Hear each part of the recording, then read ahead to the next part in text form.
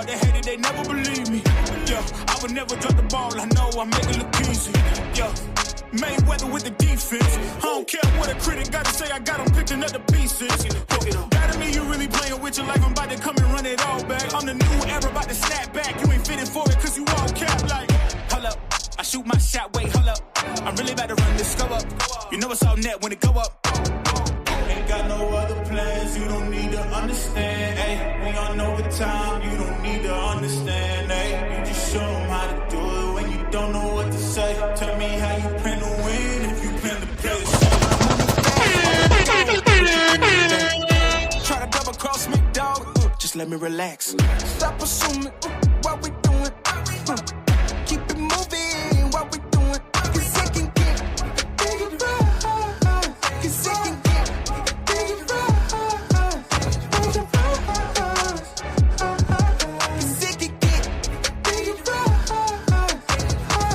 Hey, please don't play no games with me. I promise I'm too much. Hey, I can never let up even if you had enough. Hey, this ain't for the faint of heart. We always playing rough. I had enough, it ain't luck. I needed a vision, I needed ambition, I needed a mission to beat a submission with no intermission. I see the collision, the crash in the distance, they coming off track, no. Now when they ask what's the motive, don't talk about the show them. They all about to see what I mean in the moment. I gotta keep going, I'm shaking the dice and I'm keeping it rolling, they already know. Ain't got no other plans, you don't need to understand. Ay, we on overtime, you don't need to understand. Ay, you just show them how to do it when you don't know what to say. Tell me how you plan to win if you plan to play. Moving fast, already gone, yeah, but you bringing me back. Try to double cross me, dog. Just let me relax. Stop assuming what we doing.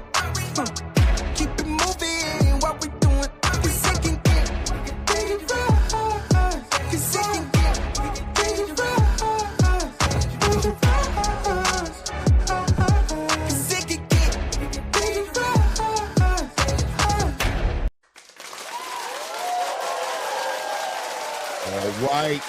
All right, ladies and gentlemen. Salute. ATP. What's goody? One more game, man. Let's get it in. A lot to talk about today.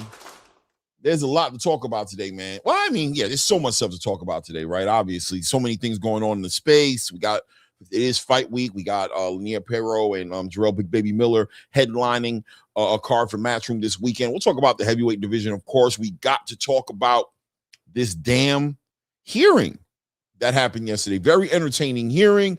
We got to hear Oscar De La Hoya give his 2 cents. We saw Nico Ali Wash give his 2 cents in the building. And of course, we saw Nick Khan give his 2 cents. And we saw how, Ted Cruz and all the representation inside of that hearing kind of share, I guess, their opinions on things. Really had like a formality, just a real easy formality type of feel about it. Didn't look like anything got moved one way or another. Seems like the Senate pretty much has their mind made up for the most part, but we'll talk about that.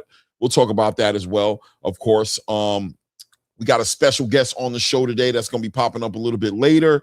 We'll be talking about DAZN. We got special guest Michael Leon stepping into the building. He is the head of the DAZN. He's the head of DAZN USA content department, and we'll be able to share a lot of information on what we should be looking forward to with DAZN now, consolidation of all these different promotional companies, what it means for DAZN. He'll be able to break down this TNT deal with DAZN and exactly how that works out, what fights are going to be streaming on that platform, and what we should be looking forward to as a boxing community. And we're going to ask him some questions, we're going to ask him about rumors, about the potential rumors going around that maybe the PBC might be joining DAZN soon, right? As that's the new rumor circulating about the space, and, bringing back free television back into the American boxing space. We'll talk about all those different things because it does seem like we're being ushered into a new era of boxing, as networks, TV networks have found a way to get back into the boxing business. We thought we lost them. We saw ESPN get out of there. We saw Showtime get up out of there. And we've gradually over the years seen the Fox Sports and all the different other networks get out of boxing. And it seems like the consolidation of all these different promotional platforms may have been, that's our last shot, right? That's the last opportunity maybe American boxing has to make a actual stain, an impression on the game that will bring back network television into the space for us, right? We're going to talk about all those things. Daniel Dubois and Fabio Wardley had a face-off as well. We'll talk a little bit about that as Daniel Dubois tries to make his return back into the heavyweight boxing conversation as far as being one of those top guys. Him and Don Charles get back together, trying to put it together, but they got a crazy task in front of them with the hard puncher, new phenom heavyweight boxer stepping into the scene, shocking the world, beating Joseph Parker in the last minute, beating Justice Uni. Where did he come from? From domestic to world champion Fabio Wardley, right? We'll talk about that as well. And while we're doing all that, you guys tap in and let us know what's going on in the chat, right? Keep us on point what's going on in the chat. But before I go any further, of course, I'm going to bring in my guy. I know who he is. You hate to love him, when you love, you hate him. It don't matter, bro. He still be spitting them facts. My guy, Angelo Reyes, man. That's good, Jello. That's good, Jello. Back to the co-hosting duties, and do we have a fire show for everybody today? As I always tell you guys, me and Clay have the best podcast. Is if you guys could ever listen to our 5-hour conversations when we're debating on heavyweights or debating on. He might have took an L today. He might have took an L today. No, you guys, our last 7 hours of me and Clay going back and forth have been a blast. So we're gonna try to give you a little 30 minutes glimpse of it later on today. It's an exciting week here in Las Vegas. We have the Fountain Blue. Looks like it's looking closer and closer to almost being sold out already. Matchroom does really good job when they come here. They were here last year, as you remember, from Pacheco, Steve Nelson, and they put on a lot of different shows here. DAZN production obviously is always très magnifique, as we almost do every weekend is almost a DAZN watch party for us, right? Because there's just so much content around the world, and as you guys know, here at ATP Combat Media, we cover it all. We cover your Connor Walkers and Will Connor. We covered. I don't know, Angelo. We always find a way to leave something on the table. We always, at the end of every show, we're always like, you know what we didn't talk about?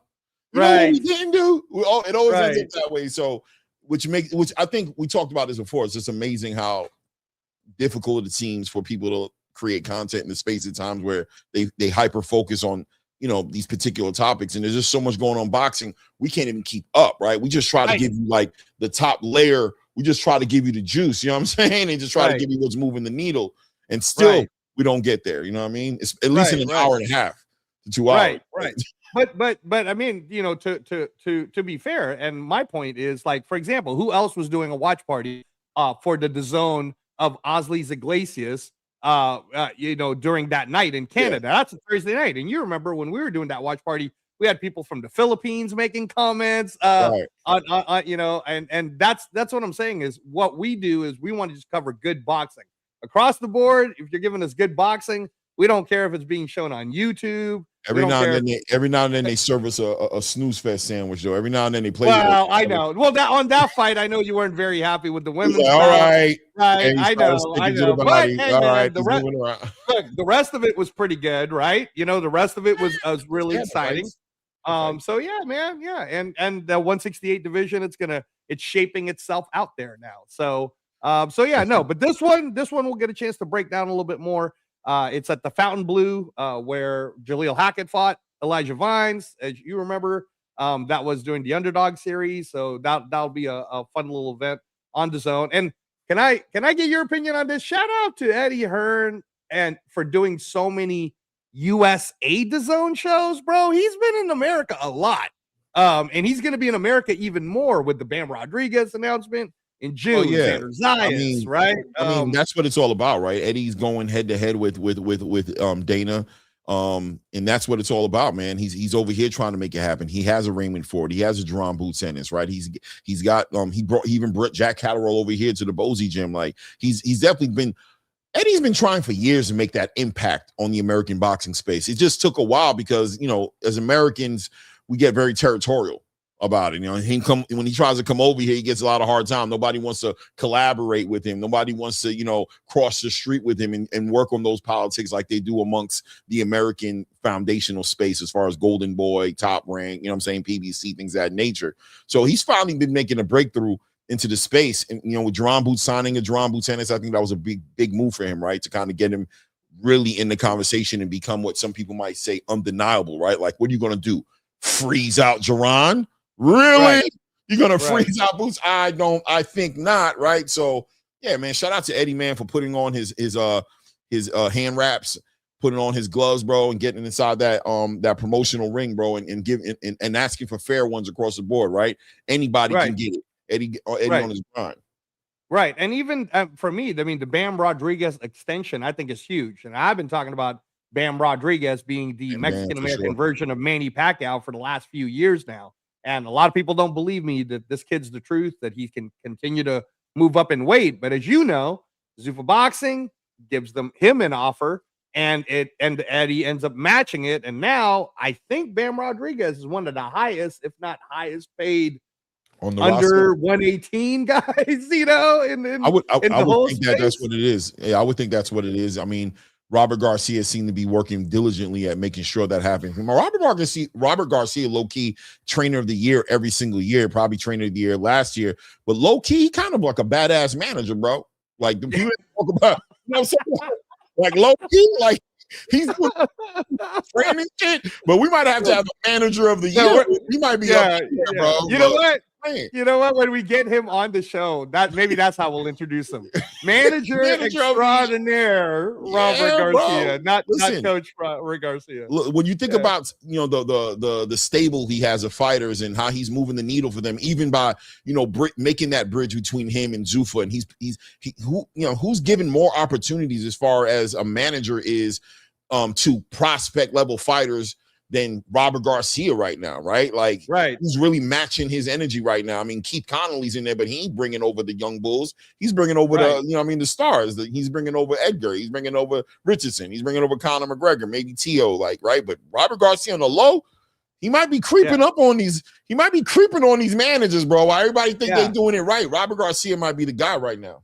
Yeah, no, I'll have to count it, Clay, because I'm paying attention to all the Zuffa rosters, but Robert Garcia might actually have the most of his young 22 or under fighters on the Zuffa roster right now. I think he's got like 7 or 8 of them on the Zuffa roster. So you're right, man. Hey, we're gonna get manager extraordinaire. He's training them. He's managing them, bro. He's moving them around, bro. He's moving them out, man. He's moving on up to the top. He's pulling them out their little apartments. Right, he's putting them in little cribs. You know what I'm saying? These dudes out here having babies now. They knocking down their ladies. Like, we good. We keeping it. We keeping it, Angelo. We keeping it. You know what I'm saying? You know what I mean? Right now. Shout out to Coach Garcia. We'll get him on here soon. I know he's always got a busy schedule. He does a bunch of stuff with boxing scene all the time. He's like a regular person with Chris Algieri, Dan Canobio, and whatnot. But we'll get him. We'll get Coach Garcia. What you think? Boxing scene doing a lot of lives lately, man. They changed it up a little bit. They got rid of the dude, man, the MMA dude, the ex-MMA dude. I don't remember his name. Yeah. You know what it is, Clay? I'm a brag, bro. They saw ATP Combat Media and said, you know what, man? Angelo and Clay, man. Wait, Paulie, you and Chris Algieri need to do more of that. Before these guys mess around, let's go ahead and use this damn following we have, man. Shout out to them, man, doing a show. I like Chris Algieri. I like Paulie too. I think Paulie sometimes gets a little weird. Sometimes I think he be getting his feelings a little bit, but I always like Paulie, but Chris Algieri's definitely holding it down as well, man. And I love they bringing the team together. Breadman now over there working with them. We know Robert Garcia over there doing their thing as well. So, it's a balanced panel. A nice balanced energy on the show, man, and I appreciate the show, man. It is what it is, man. Right. What he said, Coach of the Year award show. Let me see, Bulbous, a boxing camp. He said, Coach of the Year award should be named Robert Garcia Award. Yeah, man, he's taking it every year.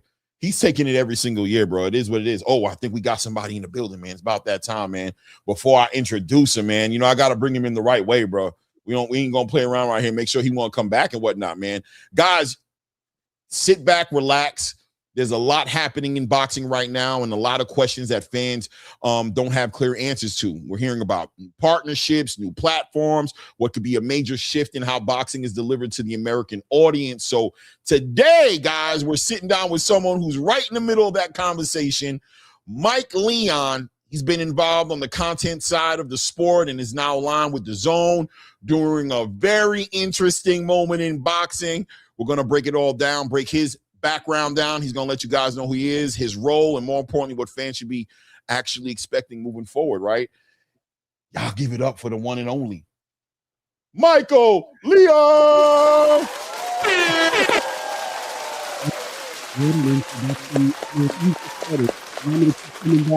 That's the perfect intro. And also I'm a Raiders fan, so oh my man! Yeah. So that's we doing it today, Mike. Raider Nation, baby. You made a friend for life with Angelo, not me so much. Man, you're my guy. But, hey, you're my guy. Yeah, we both suck. That's all right. I mean, good, I ain't gonna be able to stand y'all though. Can I ask you that question? Because I thought you were an East Coast guy, and Clay is a Jets fan. So I would have thought you would have been like a Giants fan. Or a Jets fan. So how did you become a Raiders fan? 1990, the Bills beat the Raiders 50-3 in the AFC Championship game. Mom bought me the starter's jacket. My dad is a Jet fan, but grew up loving like Len Dawson and the Chiefs. So he would always needle me. And when the Raiders played Montana and the Chiefs in that 94 playoffs, my dad was the most annoying person in the world to me. That made me love Raider Nation more. And then obviously Gruden and actually getting, I had a couple friends that worked for the organization for a while, pretty high up. And I love them. I can't get rid of them. I'll never go anywhere.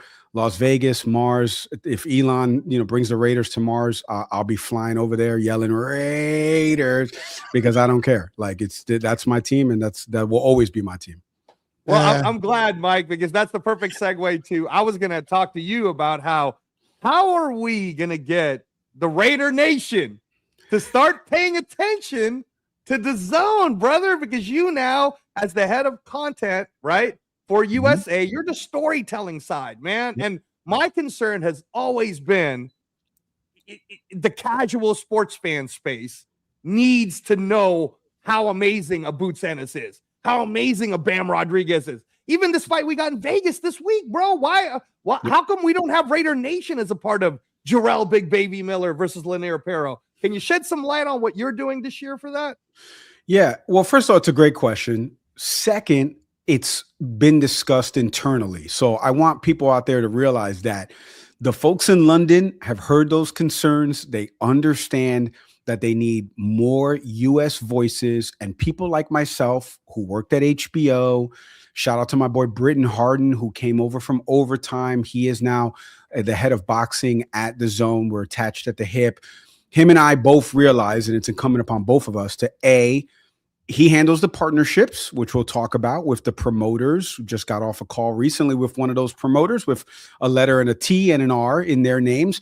And so he knows we've got to handle those partnerships because they got to move fighters. They got to sell tickets.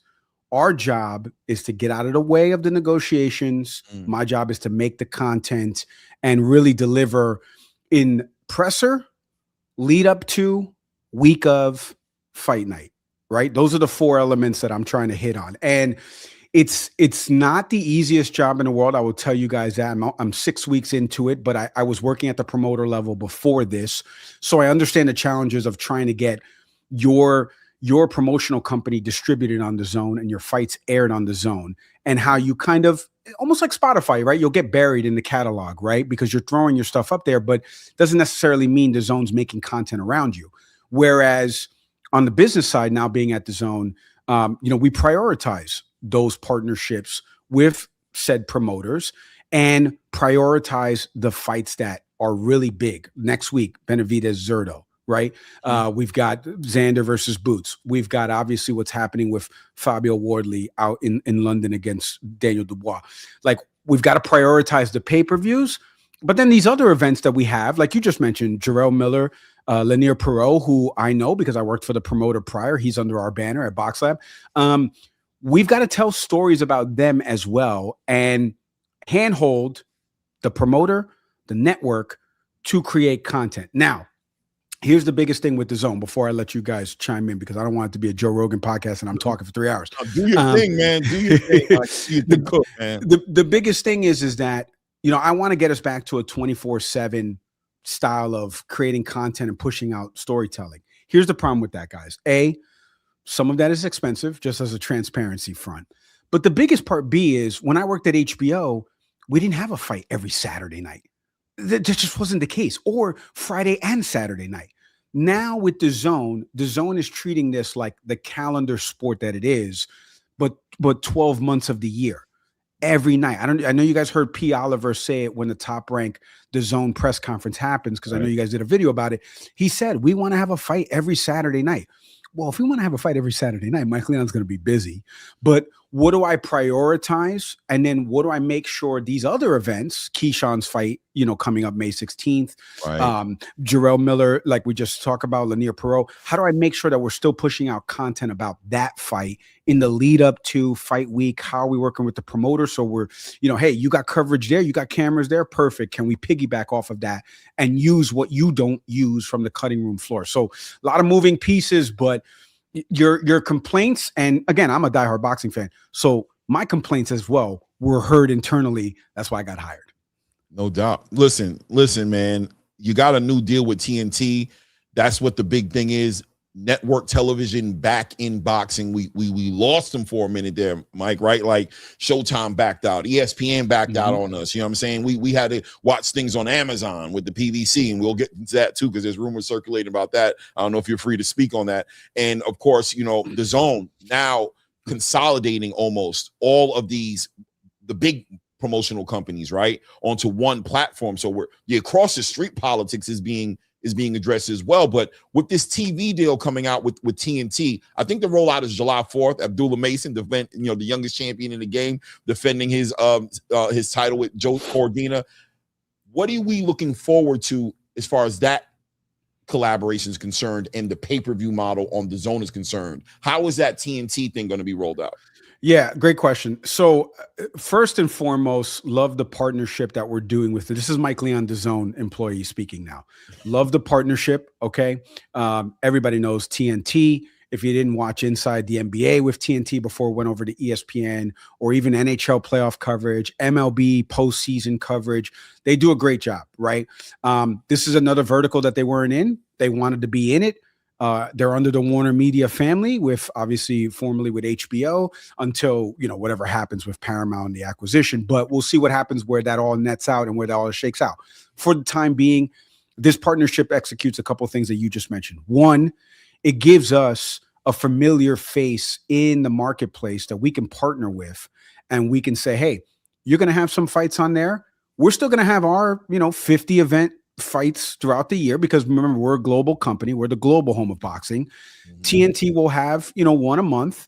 Not necessarily will be all Top Rank cards, by the way. I just want to stress that for everybody. And I'm not telling any secrets. I just want people to know the first fight, July 4th, is slated to potentially be under one promotional banner. So they won't all be, there'll be other promoters that will be on that TNT card, but it gives the fans an ability, especially hardcore boxing fans. Hey, I know TNT. I have that. I have cable, or, I have something else, some other streaming platform, DirecTV stream, where I can watch TNT. July 4th, no better holiday, barbecue, and you get a fight on that night, right? Right at your TV home. You don't got to have anything else, interfering with you being able to watch live boxing again. So the marriage made sense because, again, we're looking for that outlet. The fans wanted something like that. They're not getting everything. You still got DAZN with the global home. And then we split the money up later on. You know what I'm saying? So like, it's a win-win when it comes to that. And I will say this on the TNT front. The one thing DAZN is doing, and without giving away any of the insider secrets internally, we're helping them and guiding them, because this is their first foray into boxing. They don't necessarily, I'm sure there are people there that watch the sport, but maybe they haven't produced the sport. Maybe they haven't actually done anything, in that lead up window with shoulder programming to get people to come into it.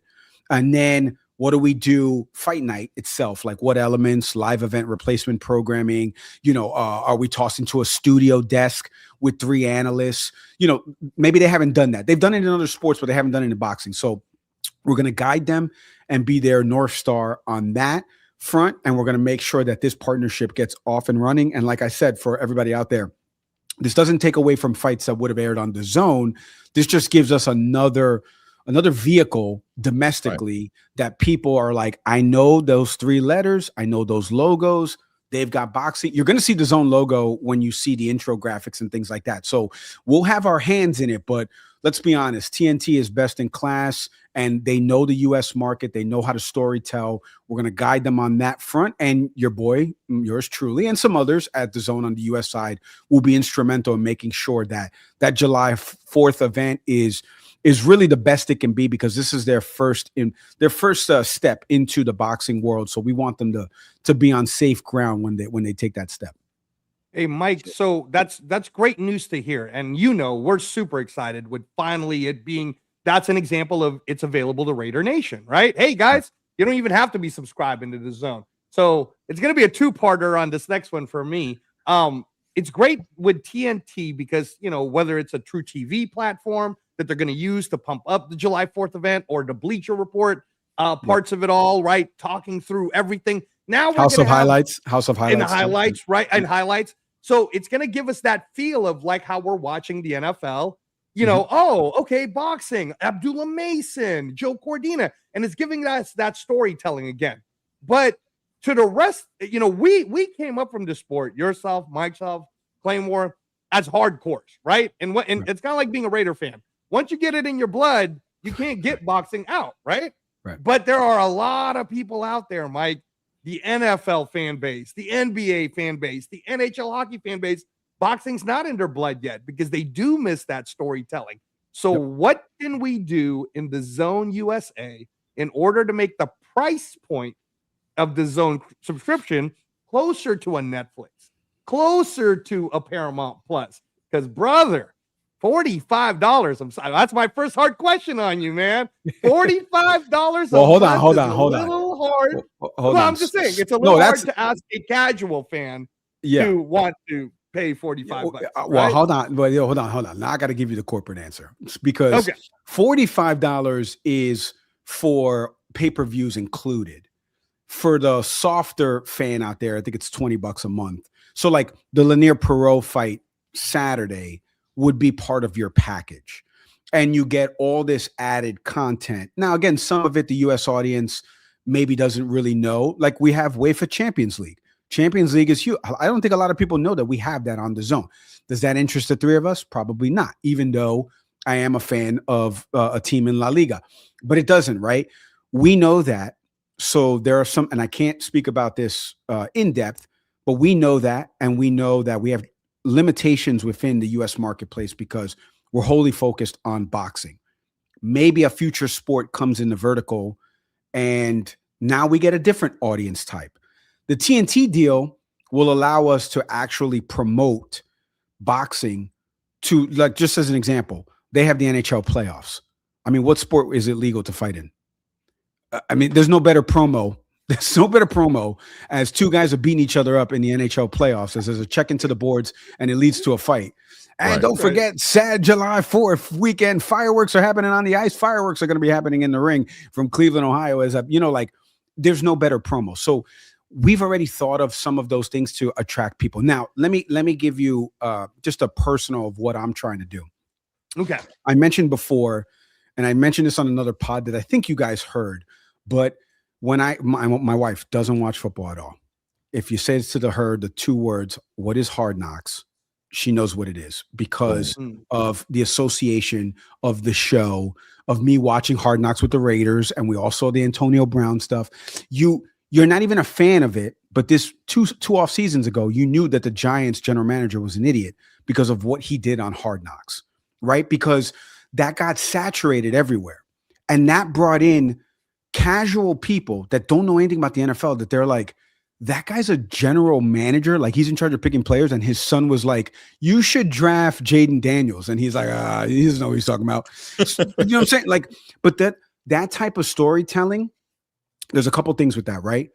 Everything from a marketing, PR, and the cuts that you make, that you push out on social, have to tell that story that drive people back to the owned and operated DAZN platform so you can watch it, right? So your price point thing, there's tiers to it, folks, but the content that Mike Leon would make would be on the lesser tier, just so you know. Mm-hmm. We want to add more sports eventually into the portfolio that make that price point worth what you're spending. So I agree with you on that. The business agrees with you on that front. And then the other part of this is when we're doing the storytelling element, and this is something, again, personal side right now. Xander and Boots is coming up as the next big pay-per-view here in the US, outside of Benavidez versus Zerto next week. But that's a co-promotion between PBC, Amazon Prime, and DAZN. So it's a little bit different of the way we look at it, but still with the same magnitude because it's a big fight. But Boots and Xander, right? How do we create a documentary style show? But it's not just about Boots and Xander and their dads and Jarrell and other people in that ethos from Top Rank and Matchroom talking about it. It's Jarrell, who watches boxing. You know, I was saying this the other day on another show. I had dinner with a Brooklyn rapper who is going to come to the fight. Like, he loves boxing, but he doesn't know who, you know what I'm saying? Like, how do we get him back into it? Well, I know one way, if we feature him in the content. If you remember in the 24/7 series, there was always other voices across other sports, including boxing journalists, right? You get the Dan Canobios, the Michael Woods. You get those people because they fill in the storytelling arc. And the way things are shot and the way things are post-produced, those are things that are in my purview to get the most out of everything that we shot. So just to give you guys background, like earlier today, that's what I was planning out, because we're going to go into training camp with Boots, with Xander, to start shooting stuff. So now I got to convince both of them, this is what I want to do. This is how many days I need. And this is what I want you to do. Like, it's going to help all of us, because you're Broad Street's next bully. And a lot of people don't know who you are. And Xander, as a Puerto Rican kid, you're our next big hero. You're our next big idol. You are Cotto. You are Tito. Like, you are, I mean, Amanda Serrano's from New York. So like, but again, this is the same thing like me, like families from Puerto Rico, New Yorkers. We get a little bit of like that mixture, you know what I'm saying? Hatfields and McCoys, even though we're all kind of related. I don't know if that's a good analogy, but that's, we've got to tell that story, because even Puerto Ricans here on the mainland maybe don't know who Xander Zayas is. I don't even know who he was in. Not me. I'm saying them. They may not know he was in the Super Bowl thing with Bad Bunny. They know who Bad Bunny is. Right? Stories are told about him. He's doing it through music. These guys are doing it through their hands. I've got to find a better way to like craft that, but also get you to watch it. And like, back to your point, it's got to feature other voices. And then everybody's got to uplift this thing that I create. The other voices that are in it, the people in boxing that are in it, the promoters, like it's something that's being thought about.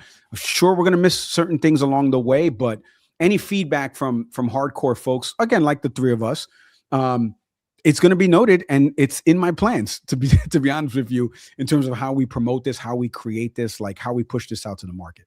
Yeah, Mike, it's really, I don't want to say it's a two-part question, but it is two questions. One, I really, if you could just make us familiar with like really what your background really is, like what you did when you with Box Lab, and what you bring to this to give you the ability to go ahead and, because you sound like you're choreographing a movie, right? Like you're building something up and giving it life. And then on the back end of that, I do want to segue a little bit into this Benavidez Zerto Ramirez card next week with this whole collaboration with PBC, Amazon, and DAZN, because there's rumors in the street circulating, man.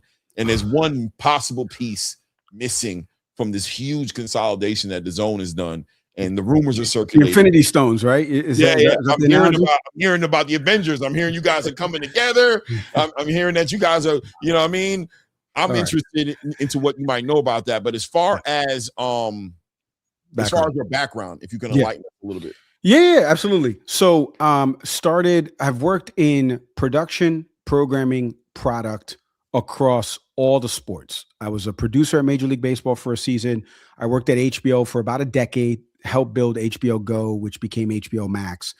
And I was on the programming team. So I ran all of the channels and the programming lineup. So I worked a lot with sports, a lot of my friends from HBO Sports on the documentaries that we would create, the fights, and the different type of cuts and trailers that we need to create. So that way I can schedule the day. So when you're watching HBO and you come out of a Sopranos episode, boom, here's a trailer for, Mayweather and Cotto, right? So I did that for about 10 years. Worked at ESPN as well as a producer for Friday Night Fights on ESPN Deportes, so Viernes de Combates there. Worked there for a year and on other sports too, Major League Baseball, Sunday Night Football, PGA Tour events. I worked for the Knicks for 5 years in New York, running their streaming service, MSG Go, which is now Gotham Sports app, which has not only the Knicks, but the 4 hockey teams with the Rangers, Islanders, Devils, and Sabres. And then it also has Yankees, and it has Brooklyn Nets as well now as part of their system. So I ran content and product. Like, what are we creating pregame, in-game, post-game? And then what's the app looking like? Like, how do we get people to download the app? If you don't have a cable subscription, how do I get you to buy either a game individually or a season pass, something like that, when the games are on in market? Obviously, if they're on TNT, you can't watch them on MSG because it's a different channel. Worked at Vivo too for a little bit, not really relevant, but in the music space, doing a lot of the same things I did at MSG, and then worked for the PGA Tour for a couple of years and running their international product, Golf TV. Same thing, like, how do we get people? I'm a golfer myself, 7.9 index there. Y'all can check it out over on Gin. And how do we get people, like, once they watch an event here, how do we get them to stay here, read instructional content, watch instructional videos, buy stuff, book tee times, watch highlights of the previous round, get set for the next round. So it's a lot of the same things that I want to try to do at DAZN. It's just a different sport. And the biggest thing with DAZN right now, and I've even said this in the interview, so it's not a big deal. It's just like we haven't cut through on the US side yet. And it's reflected in our subscriber base and how many people watch the sport. I think 24 million or so people watch the sport yearly here in the US collectively. Our subscriber base needs to at least be 20% of that, right? Like, if like you said, we got all the Infinity Stones, there's no reason why we shouldn't be getting close to that number. Now, in order to do that, A, we got to have good fights. But B, we got to have other content that people want to watch or engage with. And that means treating this, in my opinion, like, I would like to start treating this like other sports. Knicks play tonight against the Hawks. Right after the Knicks game's over, I'm going to turn on Knicks postgame. I want to hear from Mike Brown when he makes a stupid decision, because I know it's coming. I want to hear, like, why, he didn't leave in Alvarado. He's got to bring back Jalen Brunson with 740, and now the ball loses air. I want to know that. Boxing doesn't have that. Like, we don't necessarily, we have some stuff that we do, but the way it's like centralized and pushed out, we don't do that. TNT is going to do, by the way, without getting into too much of the weeds, but they're going to bring that style, right? Because they brought that for other sports. So on your last question with respect to PBC and this co-promotion with the pay-per-view, we love our partnership currently right now with PBC. I think this is the second one we've done with them. They're great partners. They're great to work with. I want to shout out to Bruce and Arceli and all the people over at PBC that have helped us. Next week, we're going to be filming some stuff there in conjunction with PBC. And obviously the fight is airing on DAZN pay-per-view or on Amazon pay-per-view. So you've got a couple of options there to watch. Please watch the DAZN one. And so in terms of what their next steps and their future looks like and what they're doing and how they feel about their relationship with Amazon, unfortunately, as you guys know, I can't comment given the t-shirt I'm wearing. But what I can say is that it would be great to welcome in them, anyone else, into the fold like we have with Queensberry, Matchroom, Golden Boy, Top Rank, because we say we're the global home of boxing. We truly want to be that. So we don't want to leave anybody out. We want to work with, or you come on into the fold. So I'll take from that what you want from that, but I can only do as many winks as possible. No, listen, right. listen, we understand. I caught it a while ago. Like I was like, okay, all right. Yeah. All right. Yeah. So, And, so Mike, and I told you, Angelo, I know how to answer questions, my boy. Yes. No, I got you. So Mike, I know we're on short time with you. I do want to talk to you a little bit about how, again, I'm back to, you and I both know the Raider Nation fan base would be a huge fan base to get if you want the DAZN to be popular in the United States of America. Just as an example, let's pretend for 1 second that all of a sudden every Raider fan is a DAZN subscriber, right?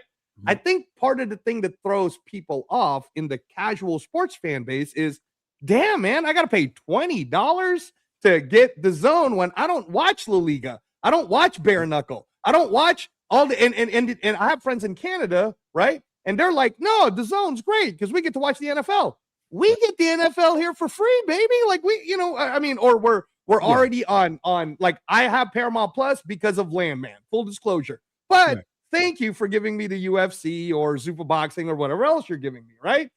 So same thing, Netflix. I don't have Netflix for the boxing. I have Netflix for the movie content, right? And Bridgerton. I know Angelo watches Bridgerton. I got it, guys. But I'm just saying, right? So, Mike, can you talk about how there's a free component to the DAZN, right? For people to at least get that, and B, and this is the part I want to ask you, is on the YouTube part, is there any way you can give us even more YouTube USA content so that it's easier to access?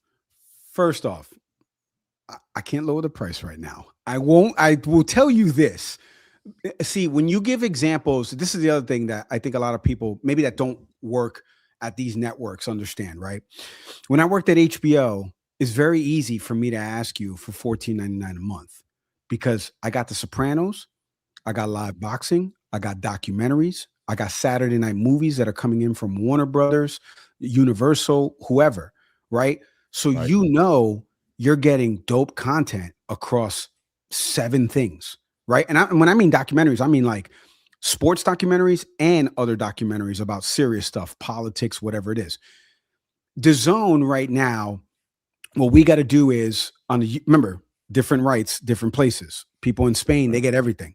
People in Japan get the Japanese Baseball League. That's the biggest thing over there. We don't have the Japanese Baseball League. Nobody's going to watch that over here. So what do we have? We have boxing, right? And then we have other things. Priority-wise, for me, what I've been doing is telling the business, and the business is doing this to a bigger, lean more into boxing. Like just make everything boxing focused from here on out as people come to the page. Back to your point, DAZN.com. It is free to create a profile. And when you log in, you will see a lot of things that are free. Like we have a streaming channel. We have a fast channel that airs on there along with Fubo Sports and a Rally TV channel. True. So there are a lot of free things that are already there. Documentaries that you can watch, preview stuff on pay-per-views. It's free. So for people out there, DAZN.com right now is free to create a profile and watch stuff. What happens is when you want to watch that live fight Saturday, where we ask you to convert. My job is to give you enough on the free side that you're like, man, they've got a lot of good stuff here. Oh, here's the fight. All right, it's only $20 a month. All right, that's a large pie. All right, I'll get it. I know I'm struggling here, and that Mendoza jersey is $85. I'm going to take 20 from that, and I'm gonna buy DAZN on a monthly basis. And I get it. Look, folks, that's why yearly plans they gave you a little bit of savings before, and monthly. A lot of people are like, that's cheaper if I do monthly because I can cancel it whenever. I get all that.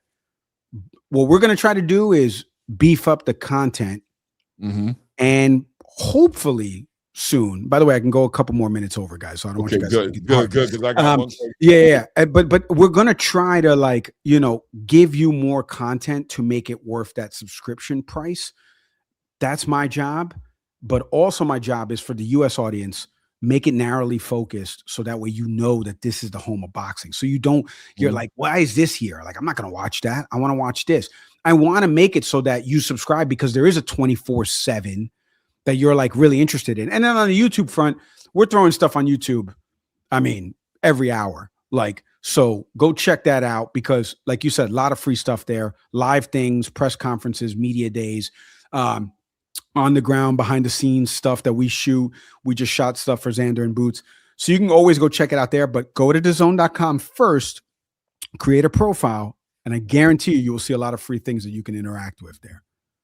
Yeah, no doubt. I wanted to bring in a couple of the super chats real quick here. Yeah, do it. Just Left Arm in the building says, I've been trying to kind of figure out what he said here, so we're going to try to figure out together. He says, how do you see I got DAZN Garcia? You got it. All right. Yeah, I got it. So basically, with Ben going back to Zuffa, how would a fight between Garcia and Ben happen if DAZN has a relationship with Garcia and he's fought his almost, well, except for some PBC fights, he has fought mostly on DAZN, and Ben with Zuffa, because how do we see that relationship happening? I'm not going to talk about Voldemort because we won't mention their name, even though I just did. But here's what I will say. If that fight were to happen, it would have to take,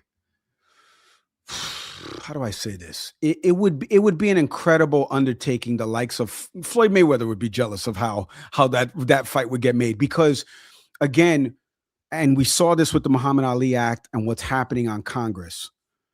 There are competing interests that are happening right now. There's a company that wants to move towards that payment model, et cetera. And then there's what we're doing aligned with the sanctioning bodies and the promoters. So how do I see it happening? I don't see it happening. Oh, wow. just to keep it honest. But I also think that, and I was talking about this on another pod, fighters call out everybody afterwards. So does a Ryan Garcia Conor Ben fight make sense when I want to see Garcia Haney, or I'd love to see Garcia versus somebody else and defend his title? Like, I don't know. Like, I'm not trying to disparage Conor Ben just because he fights under that umbrella now. Like, I wasn't that me personally. Now I'm taking off the DAZN hat. Like, now I want to see him fight Ryan Garcia. Is that really what I want to see? Like, I'm out. You guys are hardcore boxing, man. Is that really what you want to see? Like, is that really what you want to see? So no, I want to see Haney versus Garcia, and Clay wants to see Haney versus Garcia. Yeah. Everybody, but I think, Mike, wouldn't you consider the relationship with Ring and the way they've been kind of involved with DAZN and putting on events, like, isn't that like a bridge right there? That the same way that we just watched some Zuffa fighters fight on the undercard of Tyson Fury and Makhmudov just recently, right? Wouldn't that be like the bridge? Like, it wouldn't be, you don't see that happening? I want to tell you that there's a lot of muddied waters. This is how I'm going to say this. Check this out, boys. There's a lot of muddied waters when it comes to Ring, DAZN, Saudi influence, Zuffa. And I think in order to put on a fight like that with somebody contractually over there and somebody that not contractually, but fights with us over here, it would have to take a lot of like, put your swords down and let's see if we can get this made. But there has to be public interest in it. I think that's the biggest thing. So that's how I answer that. But I'd love to answer more questions from the super chat. Yeah. Wait, let me just give HLD one real quick here. HLD says DAZN needs to get Shannon Sharp and Oncho Cinco, who knows both Xander and Jaron, on the board. No one cares about Jarrell unless you bring in 50 Cent to cook him. Okay, I don't know. I don't know if somebody said that because I happen to know Jarrell's manager. That's why they said that's HLD. Come on, HLD. That's a super chat, bro. Is that somebody that knows me personally? Is just hiding? I don't know. Welcome to HLD's world, man. Okay, let me tell. I'm laughing that he said that because so for Xander and Boots, I've already started I have relationships already with a couple hip hop artists that are in the Ja Rule space. We all know who they are, 100 guns, 100 clips. Just think of the people that are on that track. For sure. And so, yeah, exactly. And talking to them about entering this space more, right? Shannon and Ocho are more of the sports guys that also do boxing stuff.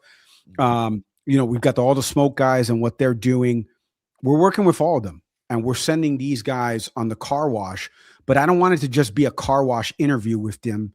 I want them to come into the fold. I want them to be part of documentary stuff that we create. I want them to come to the fights and sit in the first 5 rows.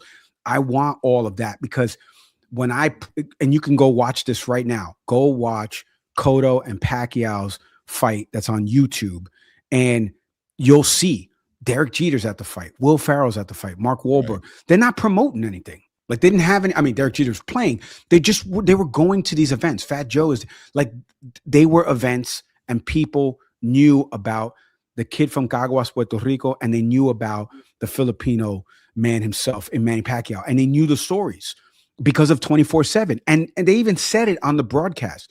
And that's the thing. That's what I want to bring back. So I can't believe somebody asked me a Jarrell question, because literally was talking to his manager like an hour ago. But so I don't know if that was on purpose, but trying to bring them into the fold of the way we program and create content around the lead up to build excitement. Yeah, I would love to leverage their platforms. These guys have millions of followers. It'd be great if they're like, I'm going to the fight tonight, blah, blah, blah, tune in, DAZN. Yeah, that's great. But I don't want them to just do that as a favor, and then that's it. They never care about boxing again. I want them to keep them here, right? So that way they keep repeating that. Right. Now, for me, then, Mike. So this is it's a little bit of a two-parter. Talk to us a little bit about the American schedule, which has been great. We were talking about it earlier in the show. Eddie Hearn's really bringing a lot of American fights. But even in June, man, or May, we got Keyshawn Davis, the top-ranked deal, right? Keyshawn Davis is fighting in Virginia. And then we got Aleem and Angelo Leo fighting in Atlanta, another American fight, right? And then the Bam Rodriguez, man, back in Arizona, another American fight. I mean, it's really like rolling in. So you're going to be busy. Like you said, you're 6 weeks in, and you're super busy. But and my second part of this is, have you already contacted or talked to Bad Bunny? And are we going to see a Bad Bunny appearance on any of the Xander Zayas on the ground type stuff? Yeah. Well, remember what I said before. Things cost money, guys. So, you know, what's the ROI, as they like to say, your return on investment that I'm going to get back from booking Bad Bunny? Funny enough, somebody that worked with me, over at Box Lab is on Bad Bunny's security team. So we have an in there. But I got to leave that there, because that's not, of course, I'd love to get Bad Bunny sitting in front of a camera answering questions so I can weave it into a Xander thing, but that could be something else. In terms of the U.S. schedule, let me answer the real thing that I'm most focused on. This is back to what Pete Oliver said in that press conference with Top Rank, and DAZN. We want to have fights, 50 fights, out of 52 weeks, right? And maybe a couple weeks off. We have Benavidez Zurdo. 2 weeks after Keyshawn Davis, 2 weeks after that, Oshaki Foster and Ford are fighting in Houston. Crazy. 2 weeks. That's a good fight. 2 weeks after that, Bam Rodriguez against my buddy Antonio Vargas, who's under the Box Lab banner. And then obviously 2 weeks after that, a pay-per-view with Xander and Boots here in the U.S., in addition to other things that are happening globally, right? Wardley, Dubois, and things like that. The U.S. schedule is heating up. I think the U.S. market is very Pavlov's dog. And when I say that, I mean like, if I keep ringing a bell every day at 9 a.m., you know that bell's going to ring at 9 a.m. Right. When the bell gets taken away and the next day it's 9 a.m., you're like, did I wake up early by accident? Isn't there supposed to be a bell? That's what we have to create on the U.S. side for the audience so that they keep wanting more of this. And boxing is a little bit different because it's not a team sport, right? Like as a diehard Knick fan or Raider fan, right? Like I know when they're playing Sunday at 1, Sunday at 4, right? I know the Knicks are going to play 3 times a week, maybe 4 times a week. Playoffs, I knew it was Saturday, Monday, Thursday, right? I know now with basketball being all over the place, I'll find out what network it's on, but I know it's going to be on national TV, right? And then I got to figure out subscription service, blah, blah, blah, blah, blah. You complaining about boxing. Wait till I tell you about the NBA and the way they fracture rights. So, but therein lies, there's elements within there that we can create about boxing. For me personally, Antonio Vargas is a good friend of mine. I think he's a very good boxer. I want to know when he's fighting next. Keyshawn Davis. Love Keyshawn Davis. I love Xander Zayas. I want to know after this Boots fight, like what's next for Xander? And we don't get a lot of that. We don't get looks into their calendar later on in the year. That is tough to do, but it's something that between myself, Britain, some others at DAZN, we're trying to bridge that gap so that way when you come to DAZN, you have a true schedule of like not only what's coming up over these next couple of weeks, but what's coming up like the next like 5 months, as best as we can, because you know the fight's got to be made, contracts got to be signed, and then we want to maximize publicity around it, right? Like, so, you know, that July 4th event, as just an example with TNT, you know, the promotional companies want to maximize that. So yeah, things are out there in the rumor sphere, but we want to get ahead of it, right? And that's the big thing. How do we get ahead of it? So what I'm really in task with to kind of answer the question is like, how do I get you over here through content, keep you here because the fight's here? When you leave, keep you with content that will take you until that next fight, when that next person, because you know that next fight is coming up. That's the true, we live in a perfect world, and that's the way it works. And boxers are fighting twice a year. The good ones, you know, prospects and things like that. Obviously, they're fighting 3-4 times a year, maybe even more. By the way, they shouldn't be, but that's a different story for a different time. You know, Top went crazy with Abdullah Mason a year and a half, but they went crazy with him. But I mean, they got him to a belt, man. Can I just, as a side note on that, like there's a prospect under our banner. I'm not going to say who with Box Lab, and I think the world of him. I think he's going to be a name and a superstar in the sport. Trains in Vegas, trains with the likes of Keyshawn and Shakur, has sparred with both of them. But they're fighting them, you know, every 9 weeks. Like that to me it's just not, I know his age, but it's just not as sustainable, excuse me. And like, I want to make sure, I know you're getting punched in the head, but I want to make sure you don't get punched in the head as much.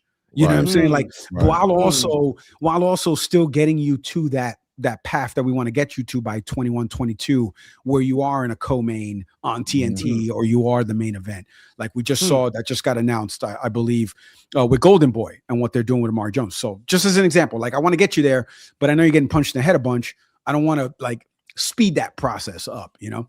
Right. 100%. Still got tons of time, guys, by the way. My thing perfect. No, because we want to be respectful of cap here. We want to be respectful. So not to do your job for you or anything, Mike, but you did miss one. I'm excited because I love watching the little guys. As Clay knows, I cover 126 all the way below. If you want to know anything about the Japanese fighters, man, this is the guy, right? But and obviously because of my Manny Pacquiao roots and everything. But the Angelo Leo versus Aleem, that is a number one versus the champion, and that's right after the Benavidez Zurdo Ramirez fight, right? That's in Atlanta, Salida Promotions, I believe. But more importantly, that's under your purview. That's DAZN, and that's DAZN USA. So are we expecting, like when you were saying it rolls out every week, and it feels like from this week in Vegas with Pero Miller to next week to the week after, it actually, for me, it feels weekly. The DAZN USA, it feels very weekly that I'm going. So are we going to see commercials or on DAZN while they're promoting Ramirez versus Zurdo? And even though I understand it's a PBC promotion, but more importantly, the DAZN content, so it's not confusing for the audience, are we going to see commercials for Aleem versus Angelo Leo? And then so on and so forth. Yeah, I mean, so I'm going to try to give you an inside baseball answer here because the pay-per-view with Zurdo and Benavidez is a little bit different. Right.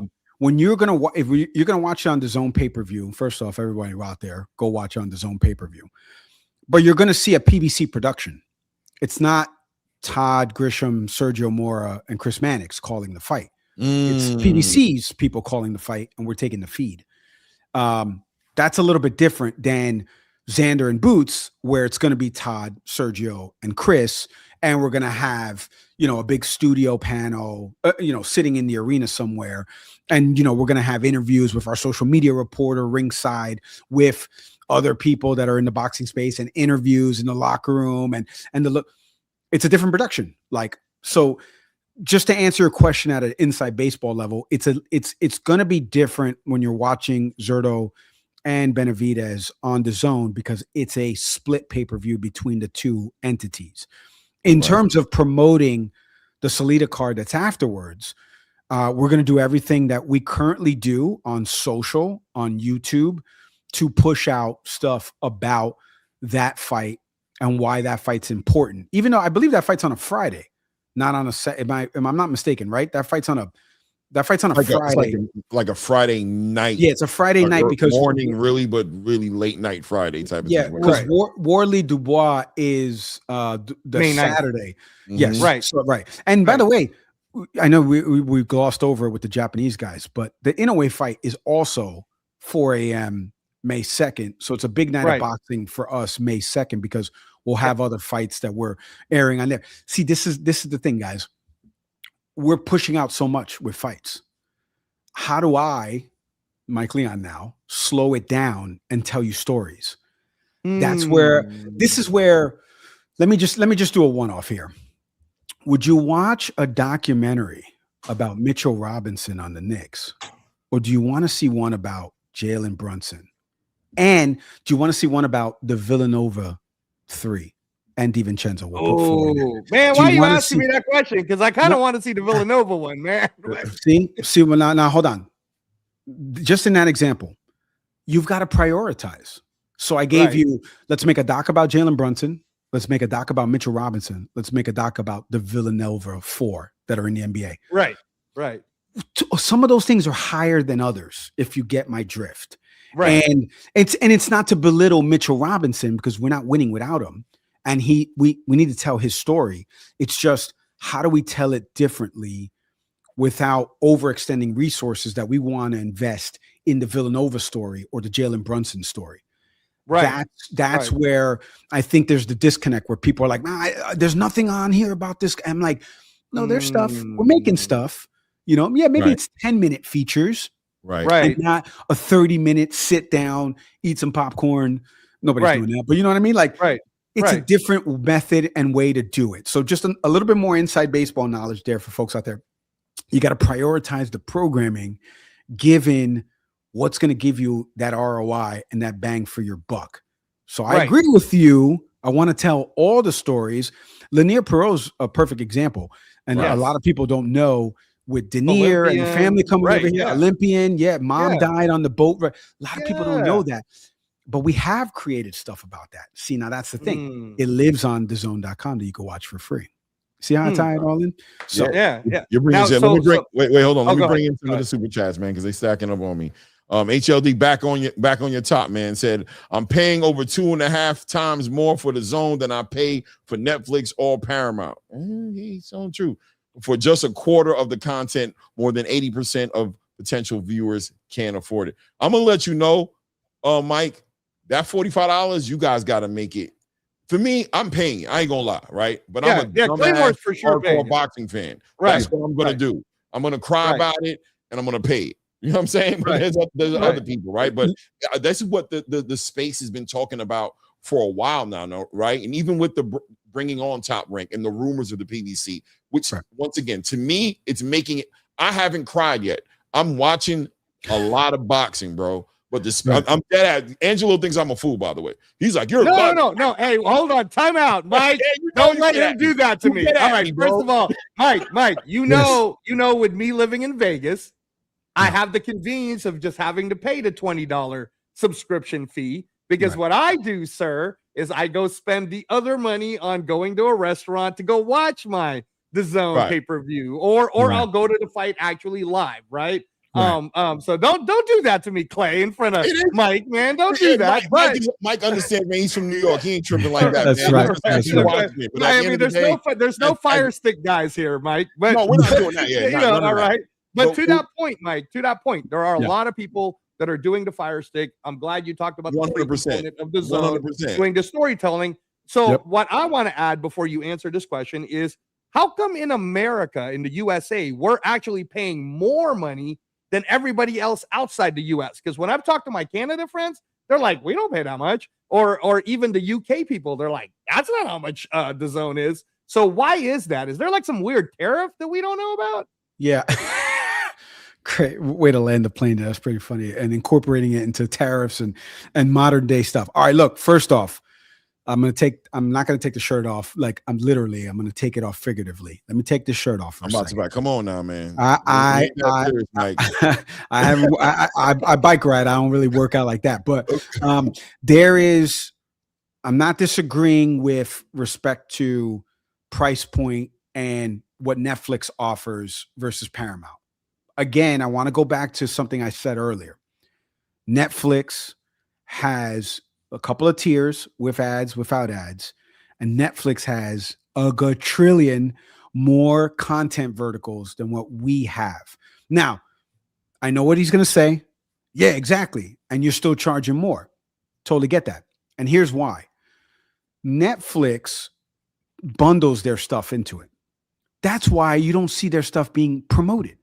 Like, you'll watch a new series and it's trending number one. You're like, I never heard of this show in my whole life. That's why you see older programming that comes back on Netflix that people are like, yo, did you watch this show called Suits? I'm like, the show from USA that was out in 2009? Yeah, bro. Like, what? That show's been out for forever. Because Netflix doesn't care. They have 338 million subscribers. So they don't care what they charge. They got 338 million. That's 338 million more. I mean, we got millions as well, but like, they have way more than what we have.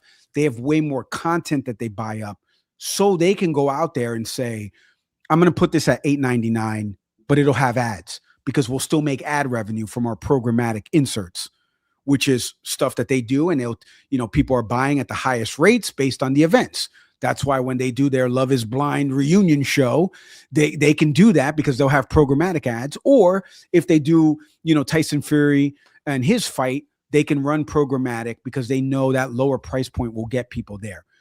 I want to stress this again. There are different price points at DAZN that you can buy tier wise. There's also a free login service. Just create your email and profile. Yes. Do you get some of the fights in it? Not necessarily, but there is a DAZN Fast channel that does stream some of the fights sometimes. So there's elements for DAZN with respect to tiers. Now, remember, guys, just started 6 weeks ago. So that's the other I want to make that second caveat. The other part of this about the different regions and the rights and the territories, it's all in relation to price point analysis that's done for people in those areas.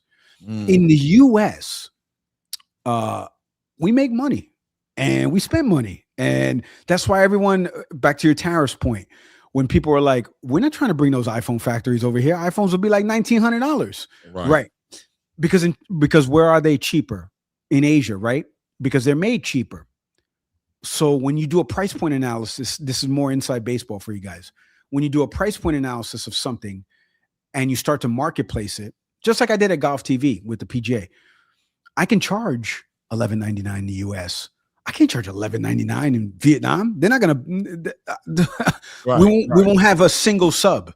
So what I will charge is X currency reduced in half. You have to do that kind of math.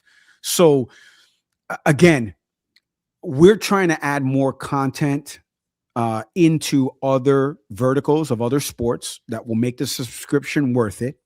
Netflix and Paramount, you cannot compare us to, because they have other things, movies, shows, original docs.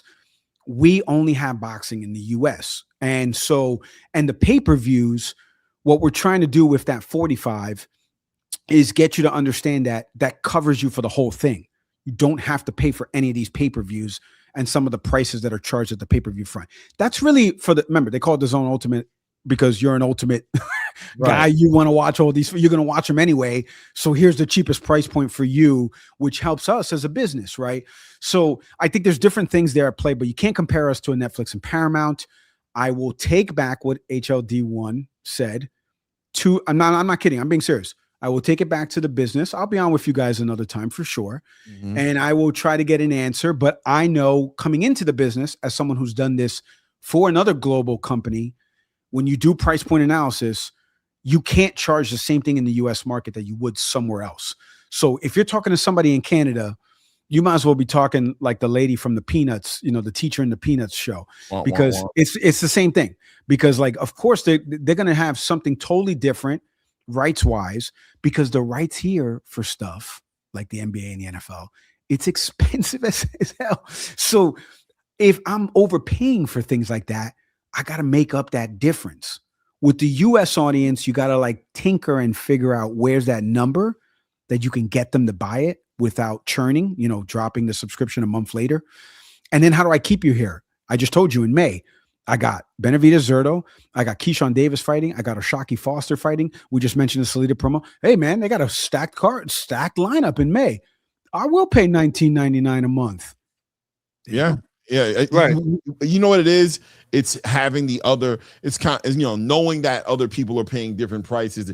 You just can't help but think about it, right? But like I said, I'm a dumb hardcore fan. I don't know. I don't even know if I'm that proud of it, but I'm not going to miss a fight. It is what it is, right? Well, we appreciate that. It is what it is, man. Right? Just left arm in the building. With the $10 salute, man. I think it's a euro. It's a euro. It's a pound. Right. It's a pound. Yeah, no doubt. Says, hey, Mike from DAZN, specifically for free agents with own promo companies, is it difficult for them to get DAZN to put on their fights without earn? Oscar, explain everything about the process, please. Well, first off, love the profile pic of TT there in the Champions League stuff. That's great.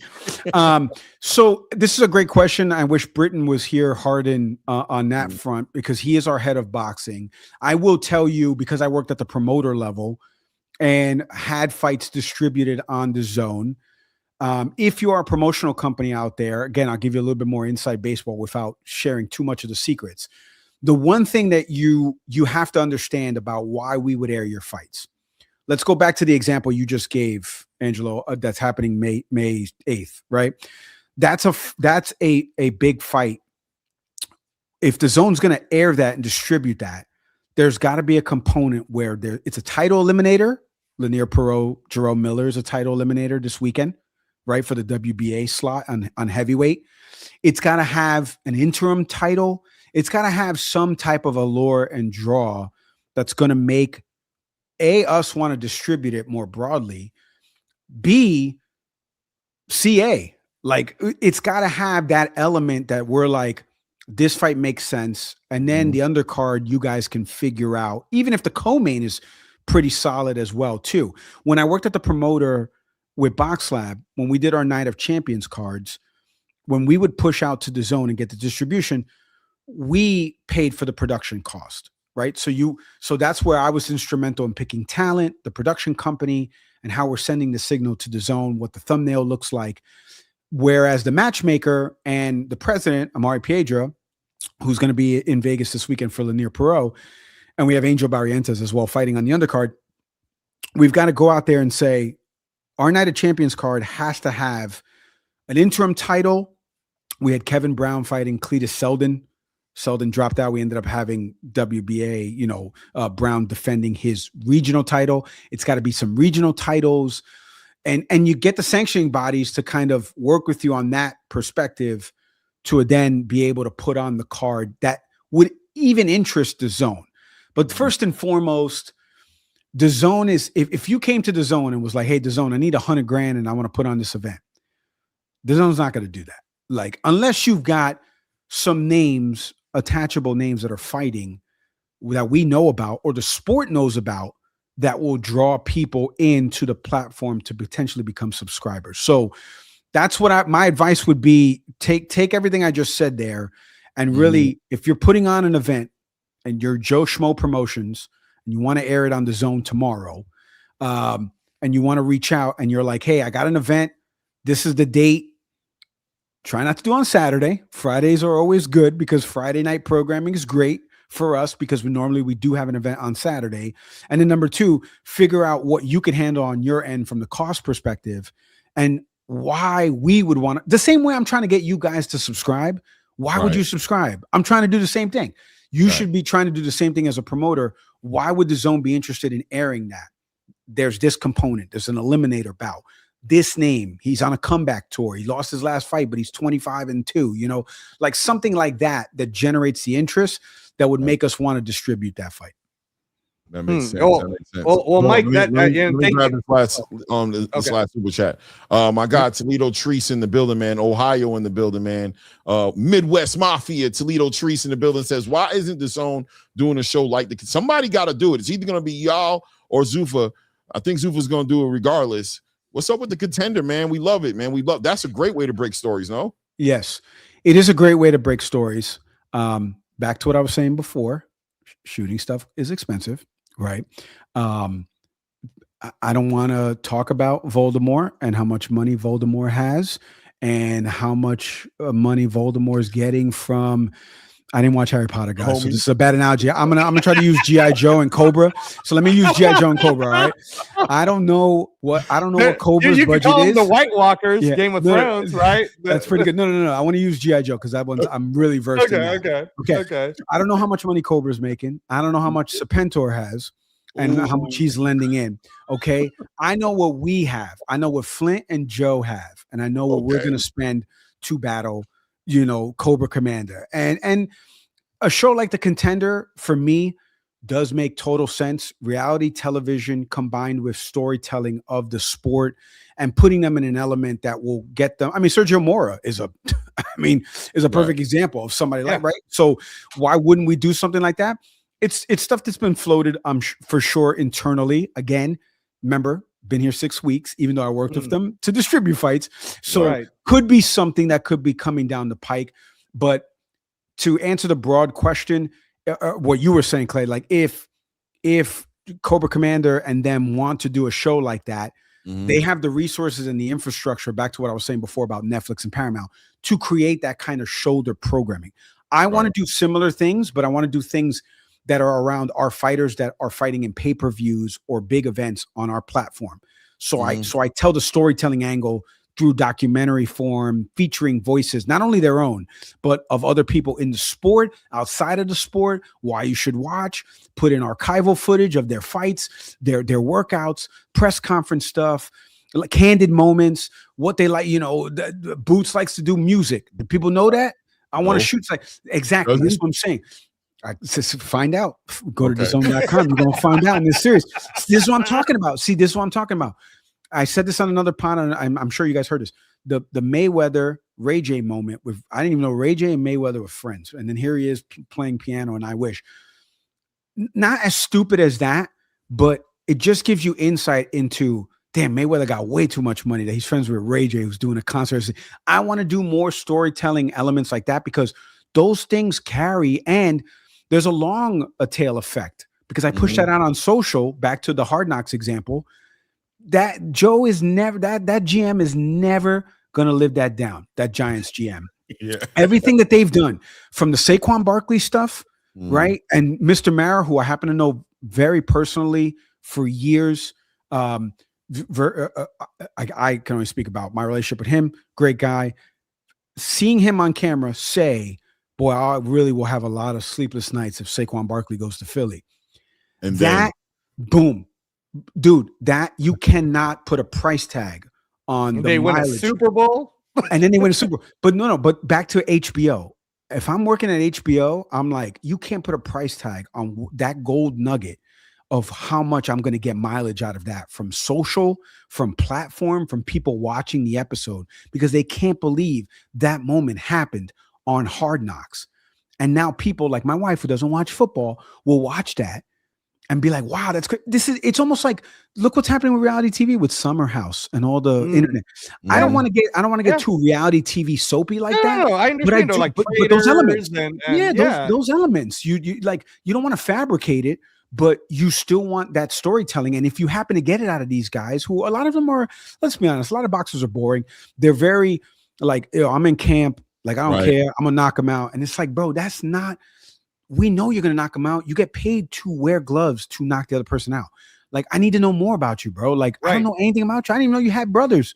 Like, did you beat up your brothers? Did you get jumped in like school? Like, what's your favorite sports team? I don't know. Like, these are like little things. The Raider stuff. You're wearing a Raider hat. Like, you guys didn't know I was a Raider fan. Like, these are things that we've got to be able to leverage. It's my job to bubble that stuff up and tell. So Contender would be a great idea. I'm sure it's been talked about internally, but no TBD on all of that. Right. And now we are here, guys. Thank you for joining us. Please hit the like button. We're with Mike Leon. He's the head of USA content. I want to ask the chat to please take it easy on my guy. He's only been in there 6 weeks, man. He's been busy, right? We have him in here. He's being very gracious and open with us about the process. So we're really understanding. Everybody who's listening to you right now, Mike's really understanding there is a budget component to what you and Britain can do when it comes to the USA content. But you do have a goal. There's a clear goal that you want everyone to watch this content. And I think that when Clay was asking you that Zuffa, or however, I have to say Zuffa, the Zuffa question, but I understand. Cobra Commander, I believe it is, as you called it. That was a good one, though, because if you watch it, that's actually very... Yeah, it's very good. It's very good. They have the ability to... It's all in-house for them. The budget's in-house. The format's in-house.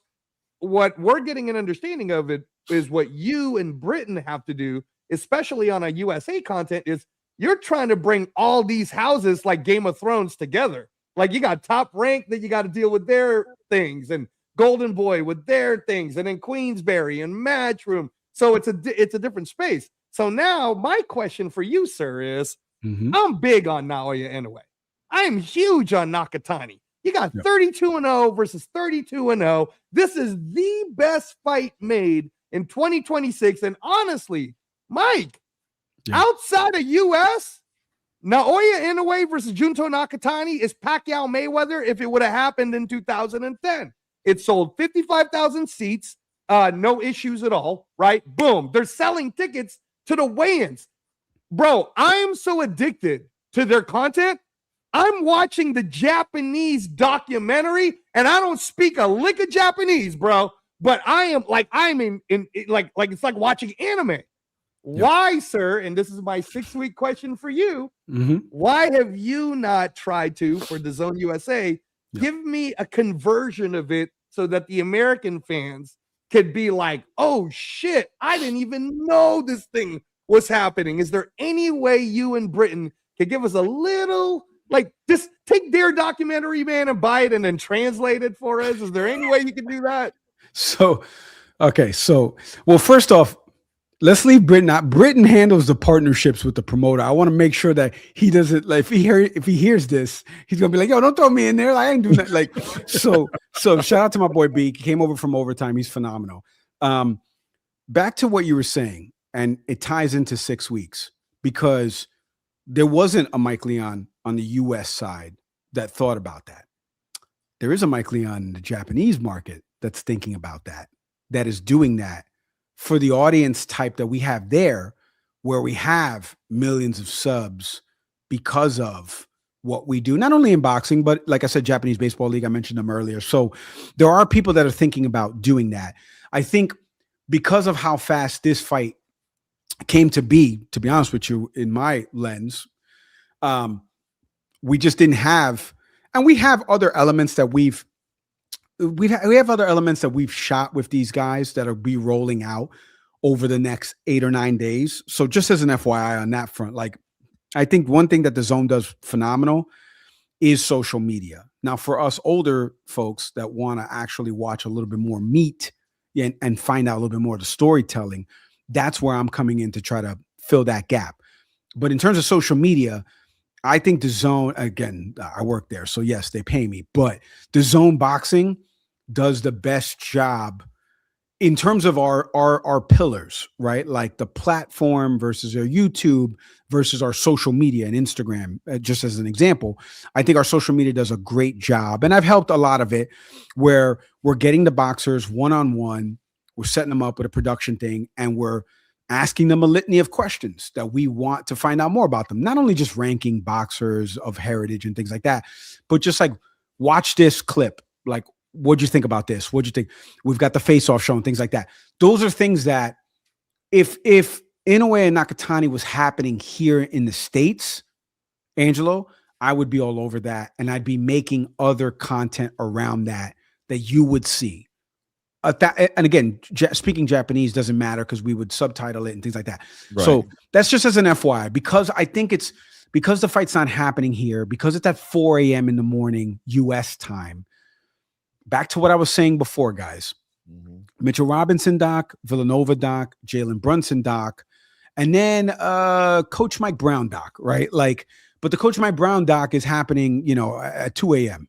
Like, it's you have to look at it from the network. If everyone just took a step back for a second and take the hardcore boxing fan eye out of it and take the eye of somebody who works at the network, you have to come in with priorities, because the business is going to have different priorities. You have to come in and say, okay, where can I get the most bang for my buck? I came in at a time, you mentioned this, Clay, as I was in my intro, that was phenomenal and will be on my masthead when I when I pass away. It's Xander and Boots. It's happening in Brooklyn. It's Puerto Rico. It's a Puerto Rican guy and a black guy fighting. This is phenomenal. We can't tell a story in the US about this. 2 undefeated fighters, 154 pounds. So it's not the littler guys. Like, there's no way that if you can't blow this out, when can you, right? I've got to prioritize that. Now, I know I got 2 heavyweights fighting this Saturday night. That doesn't mean that I minimize that. It means that Matchroom's doing a lot of the lifting on that front. Back to the collaboration, the partnerships. Facts. Matchroom's a partner. Right. Top Rank's a partner. Top Rank today, who I spoke with today, Keyshawn Davis, May 16th. What are we creating? Keyshawn, we just did something yesterday with Keyshawn, workout-wise. You may see it on DAZN's boxing thing.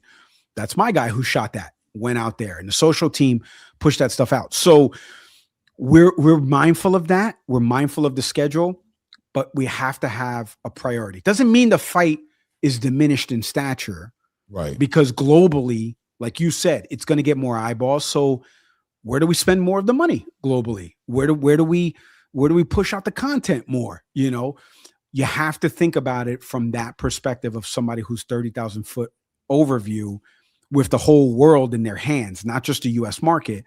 And then this is not Mike Leon now. This is DAZN as a business. Right. Like, okay, this is happening over here in this corner of the world.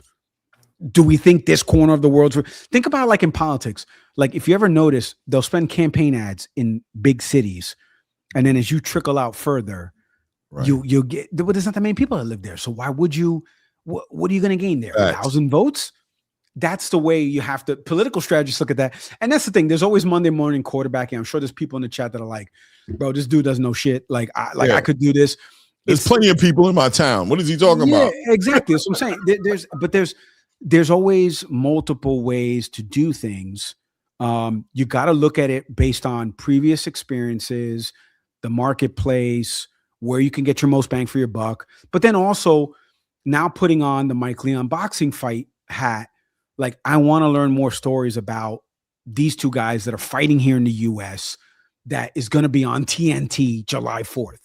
Like, I've got to do that, right? Like, you know, so that's, I hope that answers your question, because there's a little bit in between those lines, but I don't disagree with you about Inaway and Nakatani, like, both phenomenal fighters.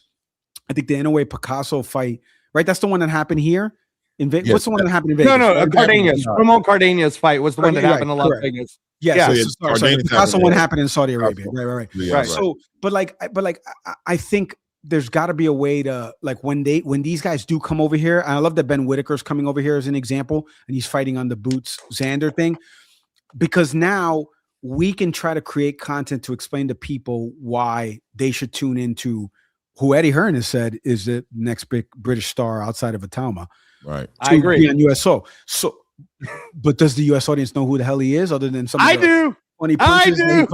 I know you do, but we already got your money. We need other people's money. We don't need your like. We do. Are you on that? So you're going to be working on that, right? Being that he's coming over to the US, that's something you're going to be 100%. We'll be working with teams to do that. Yep. Can I ask you guys to please put a little bit more money into Ben Whitaker budget? Because I promise you, that guy is going to be every bit as big as Prince Nassim Ahmed was back when we were growing up. And I'm telling you, man, he's the man. This is the guy. Well, Angelo, let me tell you, and on that front, and I think the thing about Whitaker that I like the most is very accessible, not camera shy, showman in the ring. Those things carry outside of the ring. Now, this is Mike Leon now speaking promoter level. Working at the promoter, you know, I had a lot of guys that spoke Spanish. They didn't learn English. That's already a barrier, right? Because I need a translator or I need to read subtitles. People hate reading subtitles. But if you're a character and I'm reading subtitles, that diminishes it a little bit more, because I still want to learn a little bit more about you.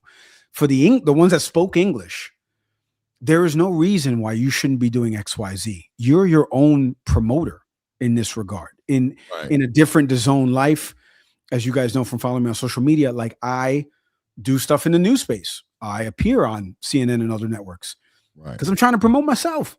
I have a show. I'm interviewing members of Congress. I'm doing segments on the news. I'm doing things in that world. But if a tree falls in the woods and it doesn't make a sound, I don't, like we got to, you know what I'm saying? Exactly. So how do I promote myself? Well, I pitch segments and then how I can add to that segment. It's the same thing here that I tell the boxers. You've got to go out there, hire a videographer local, bro. Pay him $200, shoot some stuff, post on social media at high frequency times, put some hashtags in it, invite us to collaborate.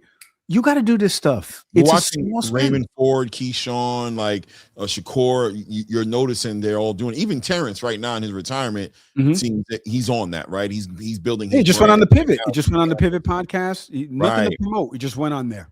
Well, it was after the fight, if I'm not mistaken, or maybe months after. But yeah, you have to. The biggest thing, and this is something we also spoke about internally earlier today. It's just getting boxers to realize, because we've gotten the promoters now all to realize the magnitude, and the promoters already got it. So I don't want to throw them under a bus, and I don't want to throw the boxers under a bus. But like, bro, let's all do this together. Like, let's all do this together. I definitely got a question for you, but based on hit me with it. Sure. Well, listen, man, you're in this space, and they just brought you in, right? So, but from the outside looking in, and I'm asking from you, being on the outside looking into what was happening to American boxing, and the reasoning behind the networks, getting out of the sport slowly but surely, not seeing the bottom line. It wasn't making sense. Something in the soup wasn't souping right for these networks. Boxing fans were like, "What are you doing? You're getting out of boxing. We love boxing," but there was a point or another where it feels like this might fall under the category of what you understand as far as the dynamics of how important real marketing is and building up these fighters and what was missing from the game. What do you think kind of got behind the fact that these networks jumped out of it? And because they're bringing you in, so they don't want it to happen again. They're thinking about it now. So they brought Mike Leon into the game and they don't want it to happen again. What do you think was missing that got us to this point right now? So let me give the DAZN answer first because I work here. Then I'll take off the DAZN shirt and I'll give you the HBO answer. So DAZN answer, Showtime and HBO, because Showtime was trying to infringe on the block. The relationships weren't the best, and that's why fights didn't get made, right? That's number one, because you got two competing networks that are offering the same thing. They both have movies, documentaries, original series, and then they both had a sports component. Showtime couldn't acquire rights to NBA or something like that, so they jumped into the boxing space to do a 1-for-1 like they're doing with HBO.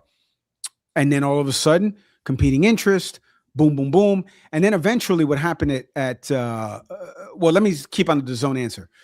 DAZN realized that model doesn't work. Let's unify and let the network get out of the way. And let's make deals with the promoters, put them all under this umbrella and say, look, we got 52 weeks here, guys. We're all going to work together. We're going to make fights. And then we're going to be your oar, in addition to the social teams that you guys have, et cetera. And we're all going to push this baby into existence like a big blimp out there and let it float. The boxing blimp, the global home of boxing, right? And it's DAZN. And we're going to get out of the way, right? Like we're going to paint the blimp. We're going to set up the blimp with everything that it needs. And then it's going to float for 52 weeks. And we're going to do some storytelling in between there. So that way people know that this blimp exists, that this fight exists, etc. Right? I don't even know if the blimp analogy is good. Who cares? I'm on a roll right now. HBO. It's good. Roll with it, Mike. You got it. Roll with it. You got it, man. Go ahead. On the HBO front, the reason HBO was starting to get out of it was because they weren't getting enough from what they put in. And what I mean by that is when things start going bad on pay-per-view buys, and back to the original point about things cost a lot. Yeah. When you've got to offset a cost of something because you paid up front for something. Let's take it in isolation, Joshua and Paul, that happened down here in Miami on Netflix. 90 million is nothing to Netflix because of what I mentioned before. 332 million subs paying X amount of dollars. Just do the math on that, folks, on your calculator right now. Your calculator is going to return back, yo, I can't give you the answer because it's way too much. Tell me to go F myself. Yeah, exactly. It's going to give you that stupid pound thing where it's going to be like, yo, come on, man. That's not even a real thing. HBO at the time had 39 million subscribers, maybe 40. Right. So for Mayweather and Pacquiao or Mayweather, whoever, you know what Floyd was commanding dollars wise. Right. If your pay-per-view buys are less than 5% of that, you're not making up that revenue. And so when you do that, you have to cut cost and loss. And that's why sports got chopped from HBO holistically, and Showtime started to dive a little bit more, overextend. And then they were like, yo, we're not making anything on this, because now we don't even have a competitor. And same thing. When you let me take it from the league rights perspective, because I've dealt with this specifically for a network and a league. Mm-hmm. When a league puts their rights up, right, $2 billion, the network buys it for $2 billion. The finance guys come in and go, guys, we got $2 billion. We got to make up $2 billion a year.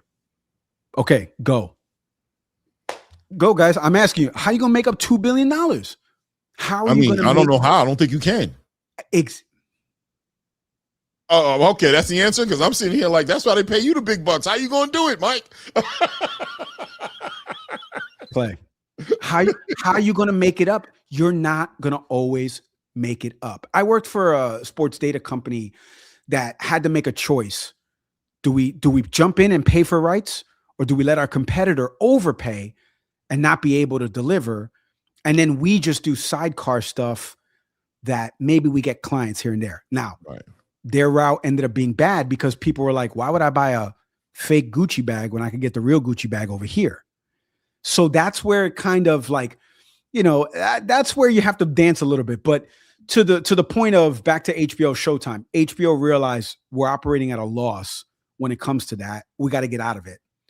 Showtime eventually got to that point and was like, oh, this is a loss. Sorry, Tank Davis, bro. We can't keep paying you that, bro. Like, we're not getting that bang on that buck. And I'm just using him as an example. I don't want to call him out, because I do live here in Miami. I'm not trying to get him to show up in my house. And so they got out of it. But the zone quietly in the background, being a European company, having rights throughout the world for other things, realizing that there was a football that was loose on the ground. Hey, why'd the football, why is it fumbled, right? Tiki Barber, it wasn't high and tight. Okay, so how do we replicate some of those things so that way the football does stay high and tight when we get it? And that was get the networks out of the way, get the promoters to all work together, right? So they have done that now. And then you start to slowly put within verticals people that have been in the industry and in the spaces that saw the pitfalls and were like, we should avoid that. Like, let's not make a left. Let's keep going straight. I'm telling you, it's like the Michael Scott thing where he's like, no, Michael, it's bare left. And he's like, no, Dwight, it says make a left. And then he drives into the river.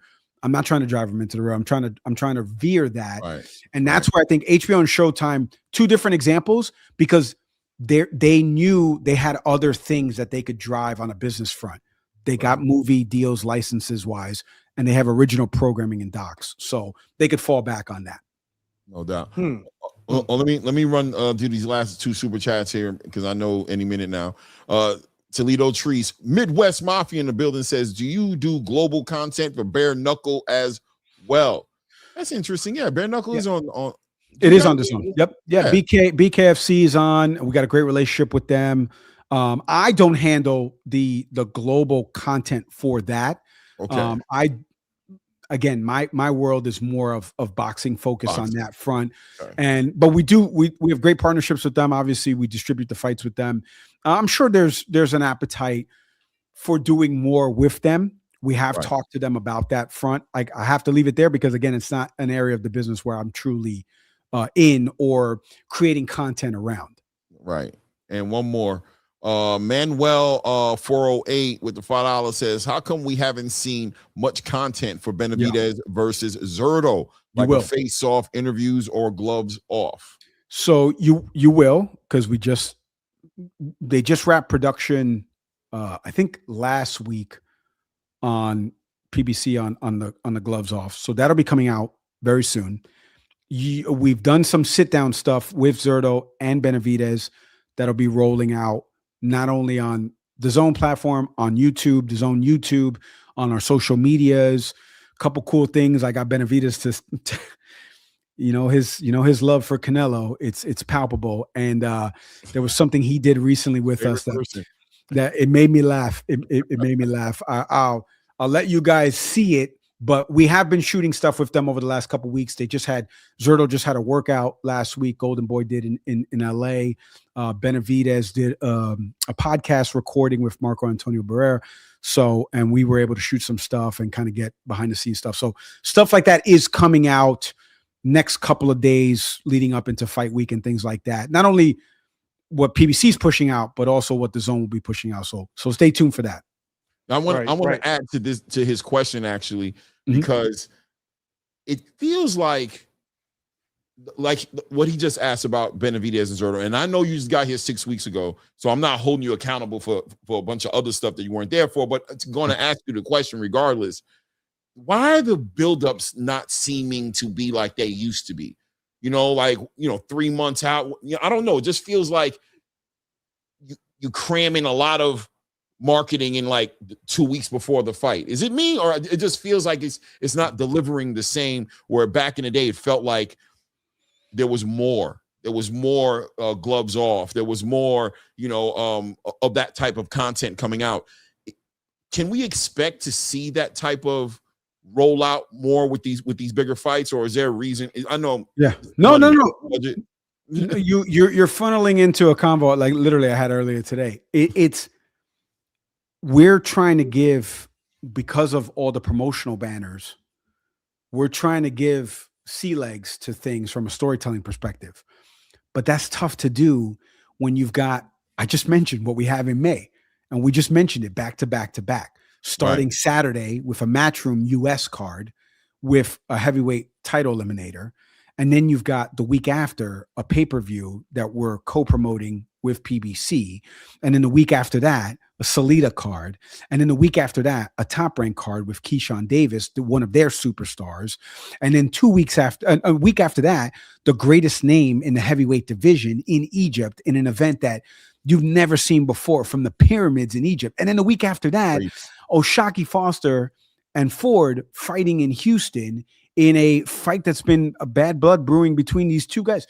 And then after that, you got Bam coming back in June in Arizona against, an Olympian, a champion at WBA at 118. Should have won that Higa fight that happened. Again, I'm biased because I know him, but how am I supposed to story tell and let that breathe? Back to what I mentioned before, it's the priorities, and it's the calendar has changed. At HBO, and just having worked there for so long, I don't remember having that many fights in that amount of time. Right. I just didn't. Anybody that's telling you, I go back, you're not going to find that type of calendar in 06. Now, in 2026 is a little bit different. So what we've got to do is we got to make sure that we're creating stuff, back to Angelo's point. Hey, is it on YouTube? Because that's people's first inclination. Go to YouTube. So let's make sure we're getting some more morsels up there. And I'm talking like good food court morsels, like the free samples. You could grab a bunch and you're like, all right, this is good. Now let me get that Sarku Japan food, slop that chicken on there. Now I'll order for $9 the chicken teriyaki with rice, fried rice, some veggies, right? That's how we have to treat this. That's what we're trying to do. It's very tough to do because in the mall food court analogy, look at all the options. So we're trying to put all the options under one umbrella with Matchroom, Top Rank, etc., and just be like, okay, here it is, guys. Here's May 2nd. Here's your food menu for May 2nd. Here's your food menu for May 16th. Here's your food menu for May 3rd. We're trying to do that. We're getting better at it, but it's going to take time. First thing was first, the business. Let's partner with all the promoters. Second, linear partner in the US, TNT. Perfect. Makes sense. Because now we'll get our logo and we'll get people accustomed to one fight a month back on, I'm going to call it basic, even though it's not basic television. Right. That is the goal. So those are two things. Third thing, content, shoulder programming, storytelling. That's where I come in. That's where I'm trying to fill that third lane. No doubt. Let me shout out my guy, Charles Edward Cheese in the building.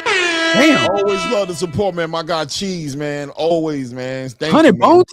Wait, was that $100 they deposited? He goes crazier. He goes crazy. Yeah. No, y'all complaining about $45? Y'all complaining about $19.99? No. Cheese buys the fight. I'm not complaining. I'm trying to tell you, they're complaining. And that's what. And by the way, wait, Angelo, wait, just real quick.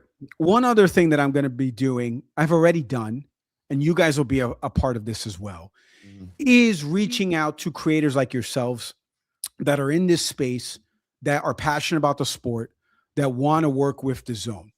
And how do we incentivize you guys to work with DAZN? But how do we also not get you to compromise on certain things? So like Angelo right now is very adamant about that price point. But if I come back to him after this recording and a week from now, you guys are doing a DAZN read to go buy that pay-per-view and you get 20% off, something like that, I got to incentivize you guys. So I've been working already with a few other like-minded individuals like yourself in the space, because we're a collective here. We all love this sport. We want this sport to grow. It's different than 2005. There was no YouTube. There was no podcast. StreamYard wasn't a real thing. This Shure microphone wasn't a real thing because this company, I think, wasn't around yet. Like, all of these things weren't happening. So it's a different time. We got to adjust to those times. DAZN's got to work with creators in this space that are passionate, have a fan base, like we just saw right there. If he wants to drop my Venmo, I'll drop my Venmo too if he wants. And we've got to be able to let you guys help us, and then vice versa. We're helping you guys because we're actually creating the content and we're putting on the fights that you guys want to see. So that's another thing that we're doing. I didn't even touch about that till the end here. It's really about talking to, other creators in the space. I was literally about to ask you that before you left about a coupon or something from my DAZN. But Mike, Mike, the thing you found, and this is why I gave you the call first, you found that our channel, we're very professional about everything, right? It's journalism first. We're not going to drive like certain narratives. We're going to stay right down the middle because we love the sport and we want to push it. So my final question for you, because I know you got to go here, is when you were doing your work with HBO, one of my favorite things that you guys did was Legendary Nights, right? Legendary Nights was amazing. And now that you have the ability to have the top ranked library, you have all the libraries, supposedly, I'm assuming, again, you're the head of content for DAZN USA, but I'm assuming that these promoters are like, oh yeah, Mike, you can have this content, no problem. Is there a way you can put in a budget to do Legendary Nights on a YouTube component or the free DAZN part, and we can start to see some of those old fights, but in a new DAZN packaged Legendary Nights? Okay, so a little more inside baseball here. Remember that these promoters have their own channels and avenues right now. So let's just use Top Rank as an example. If you go to Tubi, TR Classics, or anything else, you can watch a lot of this content already. I think on Tubi, I'm looking over there because my TV's over there. I think on Tubi they have on-demand space for Top Rank Classics where you can watch a few things here and there, something small. In terms of the catalog coming over to DAZN, that is some things that we're working on to on platform deliver folks older content of fights, but we're always competing with the free stuff, which is YouTube, where people already go find Fight TV or whatever other channel that has the fight replays. Somehow they've gotten them and they haven't gotten taken down. So you're always competing with that. But I will say, what I'm trying to do is on that front, combine, just as an example with Xander and Boots, like combine footage from their previous fights, not as old of a catalog, but combine that into a new storytelling format. And then when you come into the DAZN.com platform on Fight Week, you would think that you're in Xander and Boots' own house, because there's a best of Xander, there's a best of Boots, there's Face Off, the show, there's this documentary that we've created about them, Days in Their Life, whatever it's called. Like, there's things there that will tell people this is our Super Bowl for this month, right? Same thing. You're going to see the same thing. You saw it with Chisora Wilder if you came into the platform regardless of how you feel about that fight, we wanted to tell that story. Right. This could be Chisora's last fight. Wilder's 40. He still thinks he's got it. It helped that he did the thing with Piers Morgan. That got us a little bit more. But like, I want to be able to encapsulate all of that into a storytelling format show, which is added to all of these different assets that I have to get you to come onto the platform and drive that build up to fight night. And then eventually you take one of these patrons' money and you guys split that up and you watch the pay-per-view yourself. Okay. So that's my goal to do that. Will we see a Legendary Nights rebrand or something like that? I will say that there are elements of HBO that I want to bring over, while also understanding, like I've said before, we're not HBO. We don't have movies. The Avengers is not on DAZN. We don't have documentaries about Donald Trump. This is not like that's what HBO Max is for. And they have sports. Yeah. We happen to have sports, and in the US, we happen to have boxing. And some other sports. So like that, therein lies, that's a huge, it's just a different mindset of how we're trying to do things, because I can't be that other company, because that other company had a totally different business model, et cetera. So mindful of that. Reboots of certain things you've seen on HBO. Yes, I'm going to try to implement some of that style when it comes to the way things are shot and the way things are edited and pushed out, for sure. Right. And my last thing before I put it on. Wait, hold on. Let me just get this okay. Super chat out the way. It's me, Rock Lee, with the $5 says, instead of stacking cards, why can't we get weekly boxing shows with a good main, a co-main, and fill the card with young fighters? We could fill a month easy. So I guess that's more so the up and coming fighters. They want to be showcased a little more, I guess. Well, I mean, to that point, real quick on that front, like I agree with the premise. I mean, the best example is like this Miller Pero card, right? Like there's a few guys fighting on the undercard there that are Alan Chavez. I'm very interested in that fight against Medueno. That's crazy. Right. And I would again, because I know him personally, Angel Barrientos, who's fighting Isaac Rojas, who's undefeated at 18-0. Interesting fight. Now, if I took Angel Barrientos and made him, let's say a main of next week, that's what we do with, back to the question somebody asked before about, hey, I want to get my fights on DAZN. How would I do that? That's where we rely on other promoters to pitch us. Hey, I've got these two fights. This is a compelling storyline. What dates do you have free? And then we'll throw them on a Friday. In terms of what we're trying to do from the calendar, again, this is more Britain's world that I was mentioning before there. We're thinking about the promoter and who they have told us will come back around over these next, let's call it 9 weeks. Let's just put a round number. Let's say 10 weeks. Right. So they'll tell us who it is. So we'll fill that in.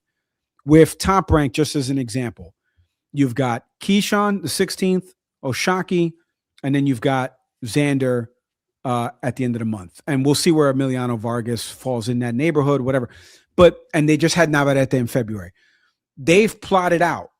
So we've got to work in conjunction with that. And then same thing with Matchroom, same thing with Queensberry, same thing with Golden Boy.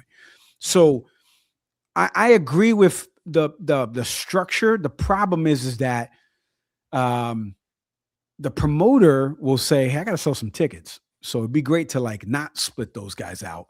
Right. Where I got a venue where it's 20,000 and I got to fill that. So you got to also think about the promoter in all of this too. Like we're just not, there's a lot of people blame ESPN on the college football front. Oh, ESPN's ruined everything because they dictate this and that. That's what and I don't want to speak for the business on the DAZN side, but DAZN does not want to do that. That's hence why we've gotten these promoters together to work together and create a calendar. We don't want to be the inhibitor on this. Like we don't want to do that. So I agree with the premise, but the premise may not be what some of the promoters want to do, because they do want, hey, this guy is a main event draw over here. Actually, I want to move this guy to a co-main on TNT. Oh, really? He would be good as a main card. Yeah, but we're going to move him on the co. Things like that are going to happen, and you're going to see that. Now, when you see it, you'll be like, okay, I get it now. if I think about it from the promoter lens. 100%. Right now, before I pass it on to my colleague Clay, I do want to do a humble brag, Mike, and I don't know how long you've been watching our program for, but when it comes to the watch party and calling the fights, the best in the business is right here at ATP Combat Media. Check it out. Check out our numbers. Check out how me and Clay flow. And we're trying to do more of a radio style. So we are watching it consistently, especially when we've done what was our last one, Clay? We did 10 hours straight, right? We did did a UK show, and then we did the American show. And Mike, we were the only ones that did the Iglesias, the Osleys Iglesias on a Thursday night. We called that fight too. So I would like to think we would get a little partnership going, hopefully. A coupon code. Yeah, something, because we are calling like every weekend. Every week we're calling the DAZN fights, and you guys are giving us a lot. So, but go ahead, Clay. I'm sorry. We will get that done. Listen to this show starting next week. Yeah, I think people are going to be a little bit more. They're going to be like, "Oh, I know why this is like this now." All of a sudden, these guys are pushing the paper. I get it now. What? Exactly. Not me. Right. Nah, man, Mike, man, it's been great having you on here. I know. Listen, what we will do is hold you here all day. No problem. So I don't even want to. That's what we will definitely do, right? So I appreciate you coming up here. A lot of information, man. I appreciate you taking time to break all that down. There's clearly a lot developing right now in the game, and for fans, I think the biggest takeaway is that we're potentially heading into a new phase where boxing becomes a little bit more structured and accessible, and I think that's what everybody wants, right? And a little easier to follow. So we'll see how it all plays out. But it's definitely something to watch closely. I'm looking forward to see you come back on here again, catch us up to speed with what's going on in the space, man. Hold on, man. I got one more here, man. HLD. I don't know what he's going to say. I haven't read it. I don't know what he's going to say. I have no idea. HLD with the $20 says, Mike at DAZN's new USA head of contact. Congrats. Please do not follow ESPN's new age model of becoming woke TV, forcing agendas down our throats, which is leading to their absolute demise. Good luck and wishing you the best. I think that's about as good as gonna get from HLD. That's him. I think he likes you. Yeah. Let's see if he likes me after watching the political content. But listen, I will say, and remember, I used to be a PA at Fox News, just as a side note. That was my first job. Yeah, and I've deviated from that. But I will I'll agree with this basic premise of what he's saying. I think ESPN, and again, I worked there in the height of First Take. I worked there 2010 and 2011. It's way different than Brian Kenny, Teddy Atlas days, right? When they shifted into boxing and the TR deal. And I don't want to speak for Top Rank. I don't want to speak for anybody. This is just Mike Leon as a fan. This is not even DAZN Mike speaking anymore.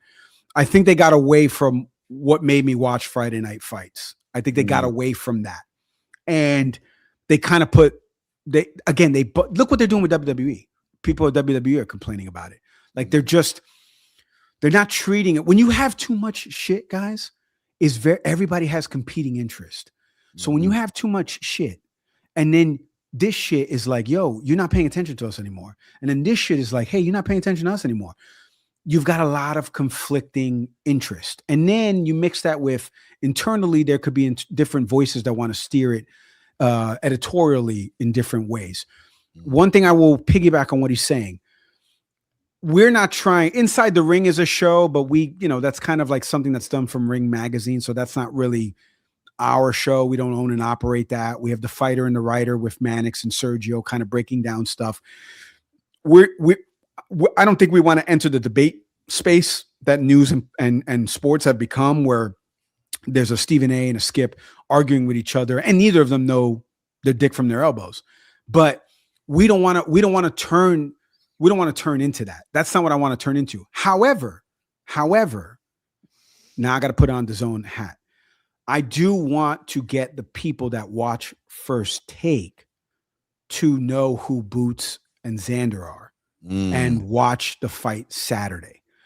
I want them to go to their friend's house like Mike used to do back in New York to watch Roy Jones and Ruiz, or watch Pavlik, Sergio Martinez, because it's Lampley, it's Merchant, it's Emmanuel Stewart, it's on HBO. It's Saturday night. I'm coming through. We know the fight's going to be, ring walk's going to be at 10:30, 10:45, right? But it's a good main. And we've got to create that. And the way we create that is really content that is more about storytelling, not just the boxers punching bags. Like, I got to learn more about what makes you tick. What do you like? What do you dislike? What do you like when the gloves are not on? You know, as much as they are when they're off. If you're a character, awesome. If you're like Keyshawn's a character. I don't have to upsell Keyshawn Davis. But some other guys I do have to upsell. Right. And some of them are the best in the sport. How do I get that out of them? So we're not following ESPN's. Well, first of all, I don't agree with the entire sentence. ESPN's new age model of becoming woke TV. I get what he's trying to say, but like we're not a programming. We're not a 6 a.m. to 6 a.m. Programming slate. Like we don't have PTI, Around the Horn, First Take, Sports Reporters. Like we don't do any of that. Right. Maybe we'll do a one-off instance with some of our talent, and then we'll buy a show. The rest is storytelling about the boxers and the fights themselves. I need to do more about the fighters themselves, and then get you into the platform, and then let our fight night coverage really be like, I love DAZN's fight night. Again, this was before I got the job there. Right. I love Todd Grisham, came from WWE. I think he's phenomenal. Sergio, I've gotten to know him a little bit now through this job. I like Mannix because Mannix gives me what I'm looking for in that role, which is scorecard guy, knowledgeable about the sport, remembers fights from previous years and can draw back on that experience. Sergio's the boxer who's done it at the highest level and has been a champion. And then Todd is an exciting voice, and the three of them play off of each other. The Lampley, Merchant, and Emmanuel Stewart dynamic, or even Roy Jones, Kellerman, right? That dynamic carried.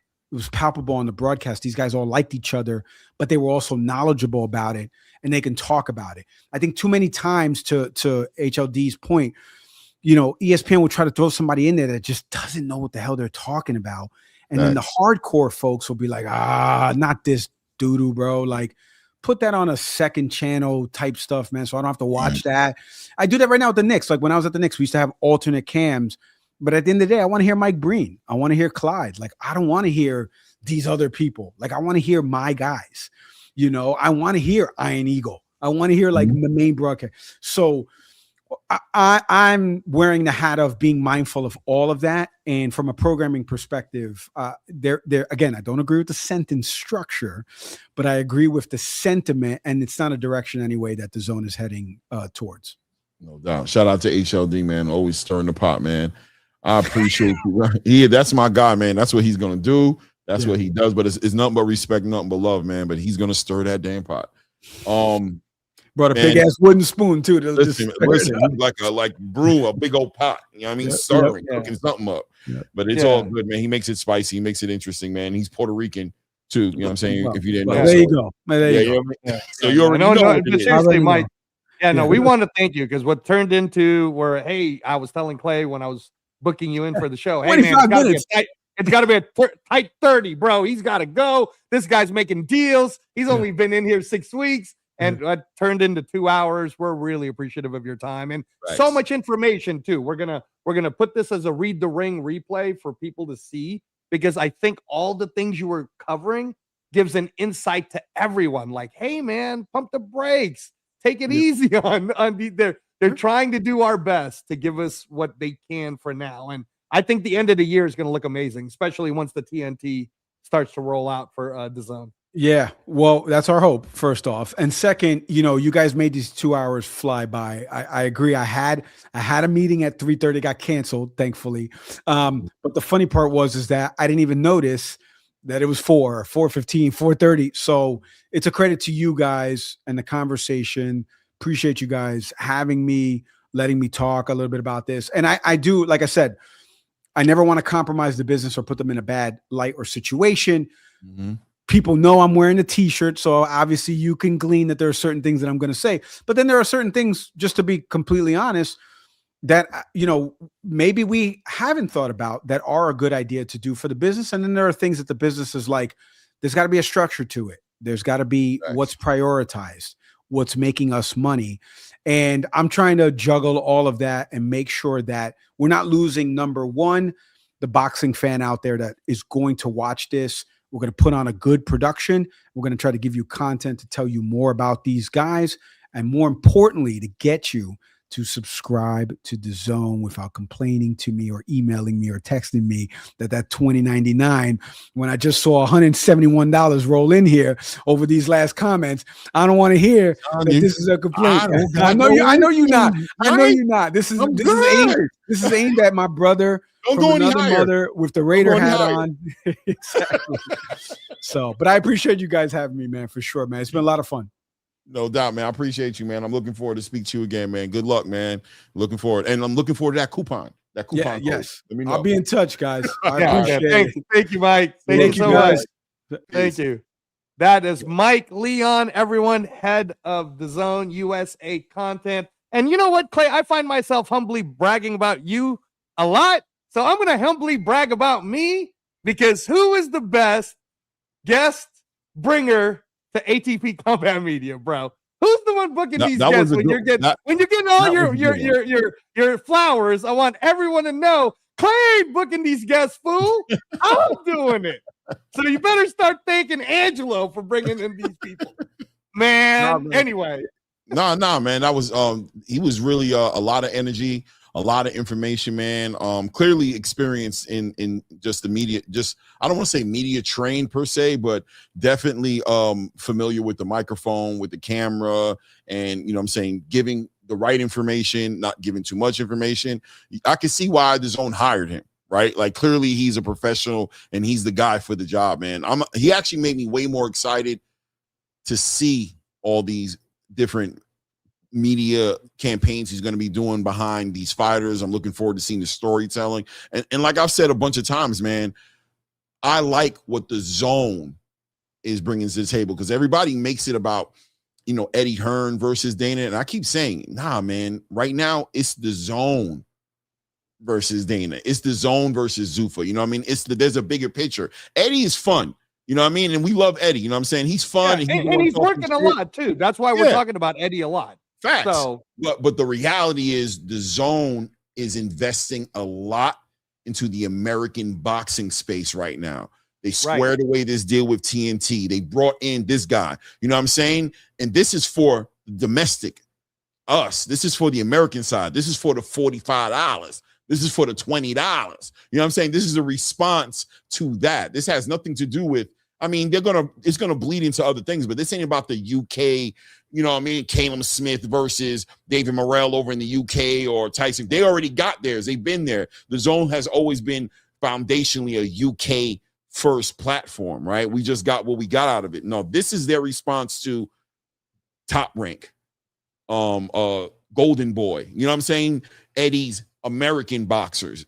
This is how they're responding to it, and they've convinced American TV to get back into boxing for the most part, right? The DAZN has convinced TNT to say, you know what? Let's go for it. We weren't going to do it because we really didn't see it, but now that you guys are doing all this, one more chance. Let's see what you do with it. Right, and again, I like how they did it, because it's a taster platter, right?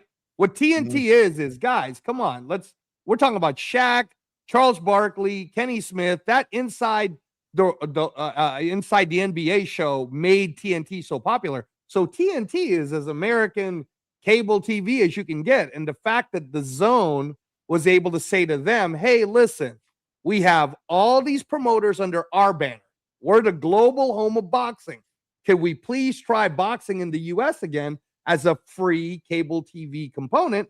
And for TNT to say, sure, we'll try it once a month. If they deliver, Clay, and that's the part that's going to matter. If they deliver, if July 4th delivers, and then the next date, August, all throughout the year, because it's once a month until the end of the year, then I could see 2027 being TNT going, you know what? We'll actually pay you money so that we can show it weekly. Yeah. And we'll start to do a panel, or we'll do it bi-weekly, because as Mike said, and you and I cover it all year, it's a 52-week year, man. We're covering boxing every week. Guys, the only time we're not even giving you the watch party is when Clay got to do something. It's not like I'm not bothering him. Shout out to everybody, by the way, with the color in the chat today. I really appreciate it. Honestly, and shout out to my guy Cheese, man. And I always gotta give, I don't even know if he's still watching right now, but he is the guy, man. He's the guy who looked at me. I always say it over and over again. I was less than 200 subscribers, and he said, "You got it, bro. I like what you're doing." And he put his money where his mouth was and really let me know this is what you're supposed to be doing, bro. Do this. And like he said in that email, see you at 100,000. You know what I'm saying? He said, I'll see you at 100,000 subscribers and I'll support, you know what I mean? But always there. I always know he's watching, whether it's a playback or he taps in periodically. It means a lot to me. Even just to have you hop in the chat and say what's up. It's not about the money, you know what I'm saying? Because I was just somebody else. And I've been working on myself in this space, developing myself in this space off the strength of support like Charles Edward Cheese and everybody who's been here from the beginning, even HLD. I remember me and HLD barking on each other on Mill City. HLD told me go fuck myself and everything. You know what I'm saying? And I don't know, we got so cool. You know what I'm saying? Shout out to Mill City, Blue Blood, just the people who really was like, nah, stay, keep doing this, stay. When I was swaying, when I wasn't consistent, getting in my ass. Hey, bro, where was you last week? What happened? Nah, bro, this is what you do. So I appreciate all you guys. And the support is great because one day, hopefully, inshallah, I know what I'm saying, I'll be doing this and I won't be doing what I do on a Saturday when I can't be here. I won't be doing what I do tonight. So which is why I got to do the show only, a little over 2 hours or 2 hours. You know what I'm saying? That's my dream, is to be able to do this full time every day. And I thank all you guys, man, for real, man, for real. Thank you. Yeah, no, absolutely, Clay. Well, what do I always tell you, man? Baby steps, and it's the process, right? It can be given to you, or you can work for it and take it, and it'll feel that much better when you do. So yeah, no, but I'm glad that we were able to have Mike on. I'm glad that Mike trusted us because I wanted to make sure that he knows. Because the one thing we won't do on this channel, guys, is we're gonna stay down the middle. And I know a lot of you guys will sit there and say, every now and then I'm gonna lean on you. Hey, I'm gonna lean on you. No, we stay down the middle, but sometimes we'll be complimentary about Devin, and then the one time we say something about Devin, all of a sudden we hate Devin. Or same thing with Shakur. And what we're just trying to give you guys the news, man. We're trying to let you guys have the conversation, but you can't have the conversation. Angelo, what's that? At this point in the game, bro, I've been everywhere on that side of the fence, this side of the fence. I got people who loved me because they thought I loved Devin, and they hated me. I got people who thought I came back around the Tank. It was like, finally, bro, that's what I'm talking about. Then I said something about Tank. Then they hated me. They called me a hater. I got people who thought I was a Shakur fan. I was like, yeah, man. And then I said something, and they hated me. You know what I'm saying? Well, I mean, look, it's just that way. You know what I mean? Hold on a second. Hello, Buck. Assalamu alaikum, Ak. What's good, family? that picture is diabolical, Polo Buck. But but no, what I was gonna say, Clay, is to your point, what did I tell you that brought me to the channel in the first place that eventually made me having this partnership of hosting the show with you, right? Is the fact that if you stay down the middle, and what I'm hearing is intelligent boxing content and not shouting narratives, that's the one I'm going to gravitate towards to the most. And you'll notice we've done a lot of great work over the last few weeks. We're going to continue to do it more. But yeah, man, I think we're going to make that a Read the Ring series because Mike really gave a lot of information to the common casual fan who doesn't understand like the budget structure and why certain things are. And I thought he was very open, bro. Like he didn't really hold back on a lot of, he would even do things for us like, hey, okay, let me take off my DAZN shirt so I could give you my mic answer. He's good, man. I could talk to him all day, literally. Like, he reminds me of people I know, especially when he said he's in Miami. He honestly reminds me of Chris Cuomo, but at the same time, you know what I'm saying? He reminds me of people I know in Miami, like my boy Pete, my boy Eric, you know what I'm saying? He's a Ranger, was a Ranger, retired Ranger. He got that energy. He reminds me of those dudes, and I love people that I knew from when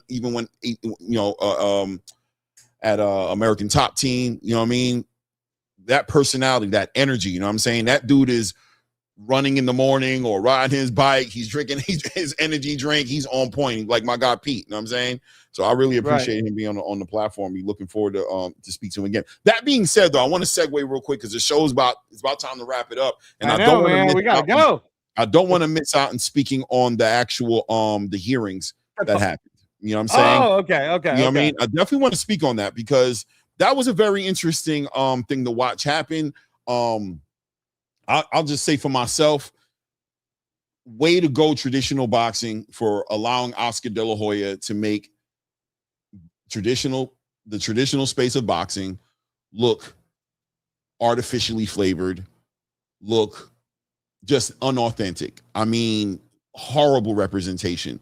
And look, there were some good talking points to be talking, but unfortunately, there were just some things that were either not researched well, that didn't age well. You're going up against Nick Khan, right? Should have been more prepared. Nick Khan was like a damn senator himself, right? Like I've been here before. And that what was happening in there was just, and it just, to me, it represented what the reality of this is, right? Whether you are in favor of the Revival Act or not, I'm going to tell you straight up, just to be frank with you guys, when Dana White said it's like beating babies, watch that hearing, bro. It's just two different levels of acumen. And that's probably the biggest issue of them all, right? When you hear Nick Khan talking about the vision, video games, action figures, all the things he was talking about, and then you hear Oscar trying to be like, boxing's good the way it is. It was just like, is that all you got? You knew about this hearing for all this time, and all you got is it's good the way it is. You're going to have a hard time competing.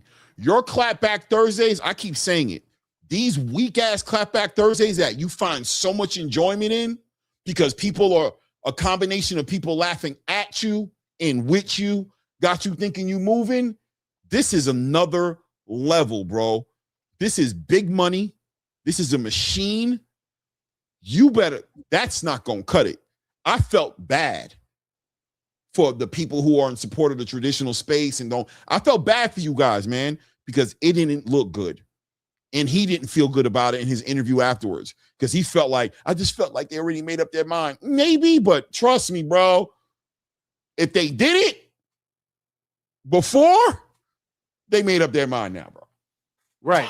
Well, here's the thing, right? First of all, that Senate hearing, man, it's just, pomp and circumstance is what I would call it, because at the end of the day, me and Clay have been telling you guys since last year that this whole thing is going to happen. This whole thing's going to pass, which is why we were getting the Zuffa jacket on, right? Again, to my point, Clay, we're trying to tell you guys news so that you can have the conversation, but an intelligent conversation so that you actually know facts rather than fiction.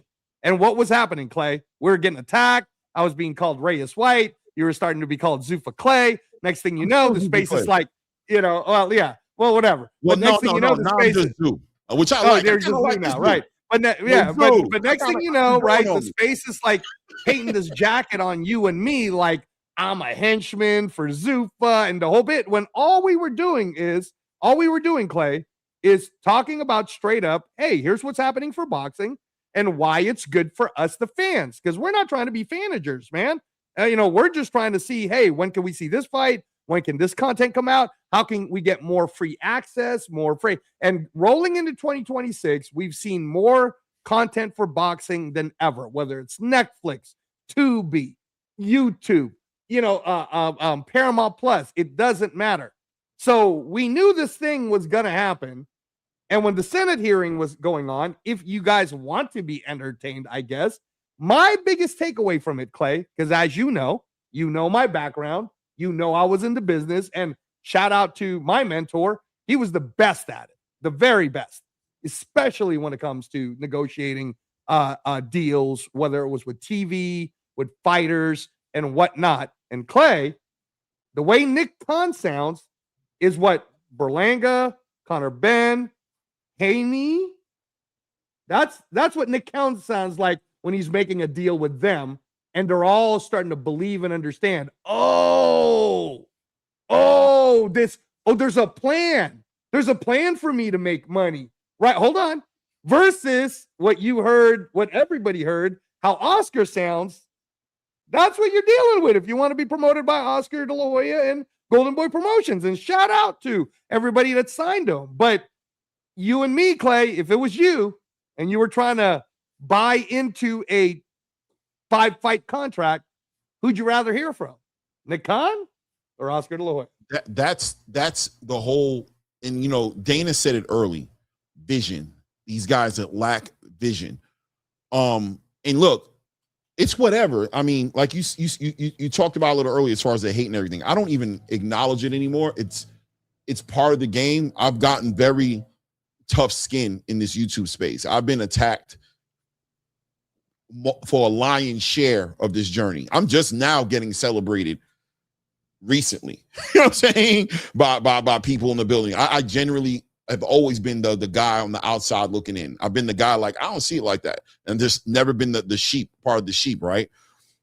But I'm being honest. And one thing I hope that I've done in this space is earn the credibility of being authentic, right?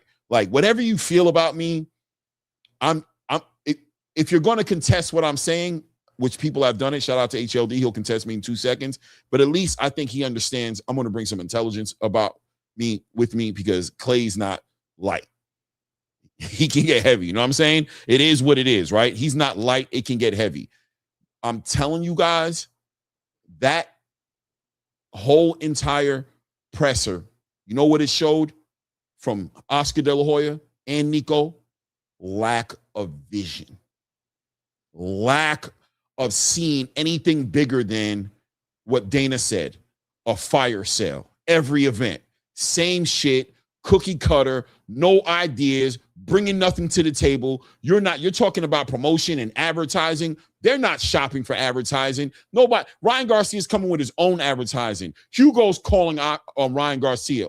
And they understand it. And that's why Bill Haney and Devin Haney and Bill's always been on that independent trip, because it's like, you guys don't bring really nothing to the table. You bring a little reputation and you bring a network deal that you have. And we use it, take our money, and we don't want to get stuck with you because it's never a vision. When was the last time somebody probably sat down Devin Haney and said, this is how we're going to move it. We're going to do this, and we're going to do this. We're going to rotate you here. We're going to plug you in there. We're going to put you there. I see Devin Haney doing a show on Inside the Ring. He didn't need a promoter to put him there. He put himself there. He proved it because I don't got one, and I got there anyway. That day they got into a fight, his people got into a fight over there in New York. What was he doing? He was up there on the zone, hosting on the zone. Ain't a promoter put him in that position. You talking about marketing and whatever little patch that you can stick on the side of your ass cheek when you on your shorts when you get inside the ring. Nick Khan's talking about video games. When was the last? All these years, where was the boxing video game? What happened to it? As soon as Turkey comes in, boom, undisputed. I can go down the list. Look at all the Zuffa fighters at the WWE. Julian Rodriguez, I'm over here at the WWE. What do you think Jai Opetaia is about to do with all those Samoans that run the WWE right now? No and vision. Australians. Yeah, and Australians. No vision, trying to convince this space that boxing is good the way it is. That's what you got. Boxing is good the way it is. You wonder why DAZN almost went out with you, Oscar? You wonder why all your fighters were leaving and you couldn't get a deal to the last minute? It's because they trying to juggle the risk and the reward and be like, what are we really doing with this dude, bro? If he's not going to at least give us a Virgil and Jerron, what the hell are we doing with this dude, bro? Because he does nothing else. So if you ain't going to at least deliver on a big fight for us, you're going to try to sell to these fans while Zuffa and Paramount doing what they do. You're going to try to sell them Virgil and Errol in Dallas. Who's paying for that? We ain't paying for that. Who giving you the budget for that? That's what that whole entire hearing exposed. Whether you agree with the Ali Act or not, if you can process what I'm giving to you right now, if you can use your critical thinking to get away from what the Ali Act, they're trying to steal get off of, stop trying to be fanagers. I've been telling you guys from the beginning, hold these promoters accountable, bro. If you see Dana coming in there and Turkey spending money, don't get mad at Dana. Be like, Oscar, why you ain't doing, how you let these guys in the building? Al, where you been, bro? How come David got to go to Riyadh to go fight Anthony Yardy? What the hell is, I don't understand. Why is Shakur over there making a big fight? Why is that fight happening there, not here? Be mad at the people who are the real foundation to your problems. Because the issues you have, you can come up on here and attack me and Angelo and make it like we're the bad guys because we're giving it to you. You can attack Dana because he fucked up UFC, now he's trying to fuck up boxing. You can attack Turkey and say he's trying to sports wash, I guess. You can tell him to get the fuck out of here and throw rocks at them and just continue celebrate a man you haven't seen in 4 years. We don't even know what Al Heyman looks like no more. We don't even know what he looks like. You ain't seen that man in years. I don't know if his fighters have seen him in years. Legitimately, fighters on PBC, I've seen interviews saying, I've never, ever met Al Heyman. And this is the guy you guys are riding for crazy while your whole entire promotional team is going down. Gervonta Tank Davis don't want to fight. Why don't he want to fight? You think he give a shit about what me and Reyes says? You think we're making it hard for him? You think he's listening to us going, they're mentally hurting me. I don't even want to fight. You really believe that? You think he's not fighting because we're assholes. That's what you think. So when you come up here and you attack us because we're the reason why. Are you crazy? Have you lost your rabid mind? Wake up. Look at that damn hearing, bro. Look at that damn hearing, bro. While you're sitting there trying to break down all the facts and be like, yeah, look at what traditional boxing chose. Was that the best you guys got? You said that was it? That was the front line? That was your Marines? Dana ain't lying, bro. It's going to be beating babies. Guess who wasn't in that press conference, Angelo? Dana. Todd DeBuff wasn't on that. Yeah, Tom Frank did not want any part of that, right, bro. Right. But I'm saying Tom Frank was like, we're dead. There, right? What I'm saying is look at the dynamics of the machine. Right. Dana making fights. Who'd he send? Nick Khan. Right. Right. And if Dana would have showed up there, he would have cooked right. Oscar. But they look at what you're dealing with. Where's your Nick Khan? Right. No, I mean Richard Schaefer would have been great. Richard Schaefer would have been awesome if Richard Schaefer was there. You guys can continue to throw the shots. You guys can continue to play the game and think somebody on this side of the microphone gives a shit. Right. You can believe that. You can turn it into we're bots. You could turn it into we're paid and we're out here brainwashed. You could turn it into all that, bro. Good luck, bro. Your shit ain't gonna last that way. It's a problem out here in these streets. You guys got some real life killers on the other side of this game right now. What Zuffa's doing right now, bro, I put out a video. A lot of people ain't watching yet. I don't care. I'm going to continue putting it out there because my shit is science. It ain't motherfucking bullshit. Bro, if they put this fight together with Conor Ben and Ryan Garcia, bro, your days is numbered. Because the one thing you're holding on to right now is your ability to control those sanctioning bodies and those belts. Right. The one thing you got to offer fighters is that. If Dana gets into that game, and he starts playing that game, you're cooked. Right. And again, with our channel, right? You guys need to understand. We're just trying to explain it to you. So let me bring it back so that it doesn't sound like what you guys, some of you guys are going to say. Here go Zuffa Clay again. The point we're making is this. We want free market and we want everyone to have a choice. So whether you're doing the old Muhammad Ali Act version or the new Muhammad Ali Revival Act version, me and Clay, we don't care. We just care that fights are being put on. And you know what you heard in our interview today with Mike and DAZN is all the things that DAZN is doing to compete and bring more boxing content to the United States of America.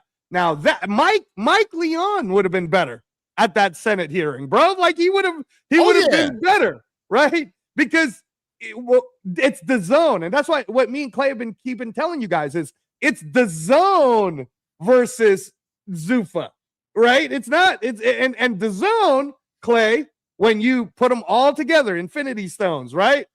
Now they are playing ball because for every single time you guys keep messing with me and Clay, go count how many DAZN fights me and Clay cover every week. We literally, the majority of the channel is me and Clay covering DAZN shows. Listen, we've only covered Zuffa shows when there's a Zuffa fight coming up. Like, what are we doing? If you really want to support boxing right now, and I'm gonna tell you guys the truth, right? Let me give it to y'all. I'm gonna give y'all some truth for whatever it's worth, because I know people are pay your $45 a month for DAZN, bro. Because they're the last frontier, bro. Yeah, they all you got, bro. They all you. I'm gonna tell you right now. You let them fail, you make DAZN look at it like it ain't worth being over here in America. Because I'm gonna tell you, in England, it's worth it for them over there. Oh yeah, easy. They sold it easy. They don't even got to work on it. If you really love boxing and you care, you don't want this Zuffa thing to run amok over on this side. Keep on hating on us. It's okay. You can come up here periodically and call me Zuffa Clay, and you know what I mean. Say I'm a bot. The other channels you frequent to, you can continue to. That's cool. You're just promoting me anyway. They know me. However they know me, they know me. I'm at a place in my life where all promotion is good promotion. So if you shitting on me, I'm not telling you to stop that. Please don't stop that. But I'm saying if you want the real fight and you really about that life and you want this to be America first, shout out to Sean Zattel. I see you, brother. I see you cooking. You good. Articulate. I like it. Hope you're paying your $45 Is he ready for ATP? I don't know. Is he ready? It ain't about ATP. What I'm saying is the people who are putting their foot down for that fight, who are in it for that fight, who want this traditional space to say that way, who don't want the sport washed, who don't want the Saudi money in here, who don't want the UFC model over here, who feel like, you know, all the fanagers, you better be paying your $45 because this all is not. That's it. Yeah. There's nothing left. You ain't paying it. That's cool. But don't cry later, man. Don't cry later. And you're going to be crying. You might cry. You're probably going to be crying anyway. But at least you give a good fight if you shoot that 45. Shout out to SSSM 1999 in the building with the $10. Says promoters like Oscar don't want to grow the sport as long as their pockets are lined up. Facts. They good if the sport struggles. Facts. Big love from Australia, boys. Big fan. Hey, that's our people right there. Let me say something, Australia. We looking forward to next week. Tara Moana, Sky Nicholson. We're gonna see it all, baby. And Jai Apataya's return. The king is back, Clay. The king is back. Training is starting to look good. Jai Apataya coming back real soon. I can't wait to break that news. All those clapback Thursday. Shout out to Australia, man. And everything you said in this statement was so accurate. Oscar, and I say this because I don't count Oscar's pockets, man. Look, man, I got my own things. I'd love to be as rich as Oscar, but I ain't got no issues with it, bro. Salute to you, man. You look like you living your best life. You know what I'm saying? What is it? 12 million? I think I saw something. I keep saying 12 million because I feel like I saw it in some sort of interview or something. Somebody said 12 million. I'm just being an echo chamber. Maybe it's not 12. Some odd number of millions of dollars. You look like you living your best life, but your fighters are working part-time jobs. They're working full-time jobs and boxing on the side. And some of them are actually having to pay to sue you because they're having a hard time. They can't even get a fight. You got your fighters in court with you. You try to paint this. Why did they let you up there? You all in the news, bro. You owe money to rent in your building. You got motherfucking Virgil taking you to court, trying to get up out of there. Ryan Garcia every now and then throwing. Shout out to Ryan. Lately, I don't know if y'all good or you're not good.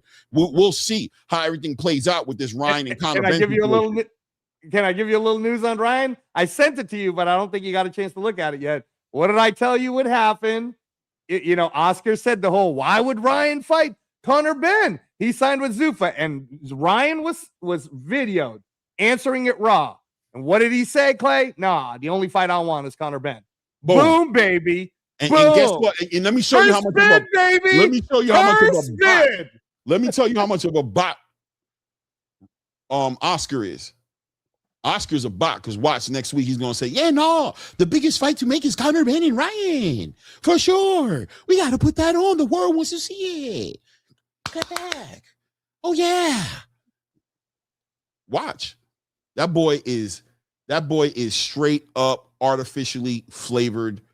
Shout out to his career, man. Because you wouldn't even know that this man is a Hall of Famer, a legend, that he was doing it the best during his time, that he was the golden boy for a reason. You wouldn't even know it. Because that shell of a man that was in that hearing with the glasses on down to the tip of his nose, all up here trying to, what? Boy, you read your name on the paper and your record. You couldn't do that without the paper? You couldn't be like, my name is Oscar De La Hoya. You had to read it. Hi, my name is Oscar De La Hoya. I am a champion and a Hall of Fame fighter, and I am here. What the hell? Are you crazy? Have you lost your mind, bro? You're done. You're cooked. Your rotisserie chicken, your slow cooked roast, your mashed potatoes with cheese and sour cream. Metaphor for you cooked. You're done, data, bro. You've been exposed. You've been playing on them clapback Thursdays. You've been playing. Because I know anytime I called out that shit, he playing, he having fun. That was a serious ass stage you was on. And you sounded, bruh, whatever. Good luck. Good luck. And let me say this too, since you're on the Oscar subject. Did you notice that Mike Leon was so transparent with us that when he answered the Benavidez Zurdo Ramirez question, he wanted to make it clear that that was a PBC production. Yeah. All right? Not a DAZN production. So if you guys, I'm not saying Mike said this, so I'm telling you, Angelo is telling you, if the production is less than quality, please do not complain to Mike Leon or DAZN, because the only thing that they did is they facilitated a fee so that it could also be shown on the pay-per-view of DAZN. Now, for you guys who are considering paying for the pay-per-view, why in the world would you pay $80 to watch it on Amazon when you can just pay $45 and get every pay-per-view the rest of the year? $45 a month, and you just get a good argument for it is it's a commitment. You can't just cancel. Okay, but true. But if you're so committed to wanting to pay $80 to go watch Zurdo versus Benavidez, and that's a whole nother subject of you and me talking about what I feel about that. But if you're that committed, then you might as well pay $45 a month and get, because think about all the pay-per-views DAZN is doing in the month of May alone, right? Pay-per-view is Zurdo Ramirez versus Benavidez. Pay-per-view is the Giza card with Alexander Usyk, right? And then you got the Boots Zayas pay-per-view, right? I mean, there's too many pay-per-views anyway, so you might as well just pay the $45 a month. Now, again, I'm honest with you guys, right? The reason why Angelo does not pay the $45 a month, I am a subscriber, though, at the $20 a month price point, is because being in Vegas, bro, you just go to a casino, you go to different places, you spend your money on the food, you eat, you watch. But me and Clay, we do cover it. And if there's a watch party, that's the only time. If Clay's like, hey, Angelo, we're going to be doing this watch party, and I'm like, all right, then I'll be the color, you do you, and then let's do this thing. But now, bro, I don't even think Clay is going to be able to do a watch party for the Zurdo versus Benavidez fight. So I should. That's a nighttime. That's a nighttime situation, right? You sure? Oh, for your new work schedule? Okay, maybe then. Maybe. It's gonna be a Saturday night, right? All right. I'm gonna talk to Mike then. Maybe I'll stay home for that one. We'll see. It is what it is, man. If you support the traditional space, like the way you guys say you do, put your money where your mouth is, bro. They need you. Shout out to Mike Leon. You guys listen, DAZN. Shout out to DAZN. Shout out to Mike Leon. Yeah, you guys hired some good people in Britain and Mike. That's for facts. Shout out to DAZN because I'm excited. What Mike was talking about today really made me more excited about everything going on. Shout out to Abdullah Mason. He'll be on TNT on July 4th, as well as on the Zone, bro. He's going to be he's getting a real opportunity to put on a real classic appetite for smoke performance against Joe Cordina and gain a whole lot of new fans. All the fans of boxing, bro, you better support the Zone. You better support the Zone, and you better scream at your you better scream at your you better scream at your at the PBC and be like, stop playing with us, bro. As much as y'all ride or die for them, y'all better tell them to come over to the Zone. You better tell them, y'all, this is the last hit. This is the last frontier. This is the last. This is what you got. $45 a month is what you got. Because what happened in that hearing don't depend on that. Don't bet on that. Bet on the 45 a month. Bet on the 45 a month, bro. So they can shoot the gloves off, the 24/7 access, so they can do something for these fighters. Bet on that. Right. And I want to say this, like, before you guys started hearing all the other channels who maybe has more subscribers, although me and Clay are working on, guys, you got to help us to get to at least 5,000 subscribers by June. Help us out. But before you start going, oh, this was said that Haney is going to go to Zuffa, and that was said that, Clay, we were the first ones talking about, specifically me telling y'all that Haney was going to sign to Zuffa at least a month ago. I was telling you that Haney was going to sign to Zuffa. Yeah, at least a month ago. Because I see. Look, I don't want. Come on, man. You know how we don't do that. No. I'm not talking about any inside information or anything like that. Yeah. I saw Blue post a video about it, and I saw people talking. Even my boy Flyer Frequency. By the way, assalamu alaikum rahmatullahi wa barakatuh. Frequent was good with you, King. He said something about Clay. Did you talk about Devin signed to Zuffa? So I don't know. I haven't been online today, to be honest with you. Right. I haven't really. I've been. Yeah, me neither. Because we want to make sure that we took care of Mike, and we were going to ask him really good questions, right? So yeah, I haven't been online either, and I haven't checked it. But what I do know is what my point is: when Haney does it, that's another one. DJ Khaled, bro, another one signs to Zuffa. Another one, and that's what I'm saying is. You guys better support. You guys better support the Zone so that the Zone can have more money to go keep these other fighters in stock. States. I know stock, right. But I'm talking about in an official. I'm talking about in an official capacity. Like, can we? You know what I'm saying? You know what I'm saying? It's official. I'm actually gonna call. I know who I'm gonna call, and I'm gonna figure it out. But yeah, bro, pay your $45 a month, bro. Pay your $45 a month, man. I pay it. That's the hilarious thing about it. Half y'all that be hating, y'all ain't even paying it. Y'all trying to pay. You're doing the fire stick. And I'm paying it every month. I'm paying it. You know what I'm saying? It what it is. We'll be calling it the way it is. Ayo, Lenier Pero, Jarrell Big Baby Miller. Big Baby Miller, baby, right here in Vegas. I told you I plan on being there for that one. It's a great card. First of all, if you guys don't even know, hold on, one second. Jerome, Jeho Shem Wagner. It is a year. If you do the ultimate package, it's for the year. It's not month to month. It locks you in. It's a commitment. It's a year. So it's 45 times 12, man. I ain't gonna lie to you. Right. I'm actually gonna ask Mike about this because I don't know why there isn't a code that pulls up for if you just want to pay the whole thing up front for the year. Because I think it's even less if you're willing to just say, you know what? Screw it. Here's X amount of dollars for the entire 12 months. Because I think I'm going to ask him about it, but I think it comes out to like $37 a month if you just pay it all up front the whole year. I just checked last week and it was nothing. Maybe they didn't change it, but it's nothing. Okay, I'll have to ask him about that because I'm sure in the Zone USA they'd probably prefer to do that. Clay, the Lenier Pero, which is a WBA eliminator, as you heard Mike talk about today for the heavyweight WBA title against Big Baby Miller. Me and Clay can't go too long on this because it's that time, but we had a nice debate going about the importance of this fight and what's going to happen behind this card. I'm excited about it because I was telling Clay, like, that's crazy, bro, that the co-main event is this kid that Matchroom just signed. Eddie Hearn just signed Alan Chavez from Argentina. But right away, as a co-main event, they threw him into the fire, man. He got to fight Madueno, which is crazy. If you guys watched that Madueno Oscar Duarte fight, that was insane.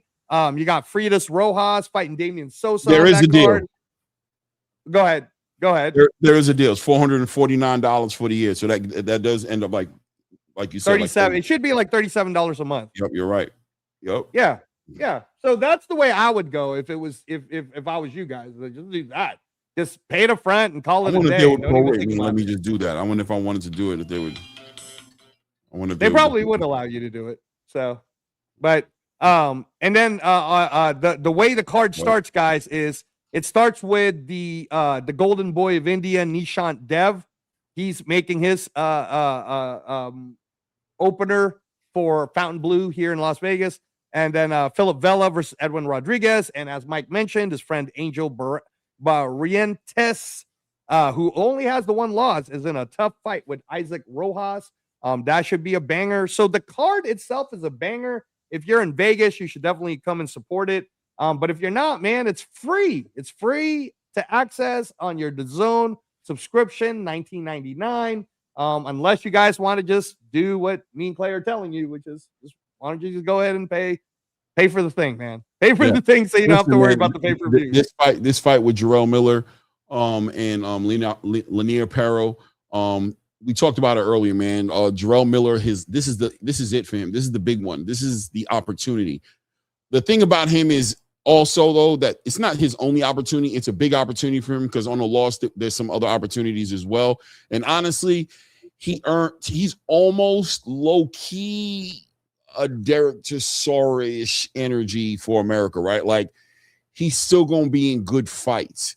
He lost the hair. He's a character. With Andy Ruiz went to a draw, but it was a good fight. When I think about it, with Daniel Dubois, he lost, but it was a crazy fight of the year candidate.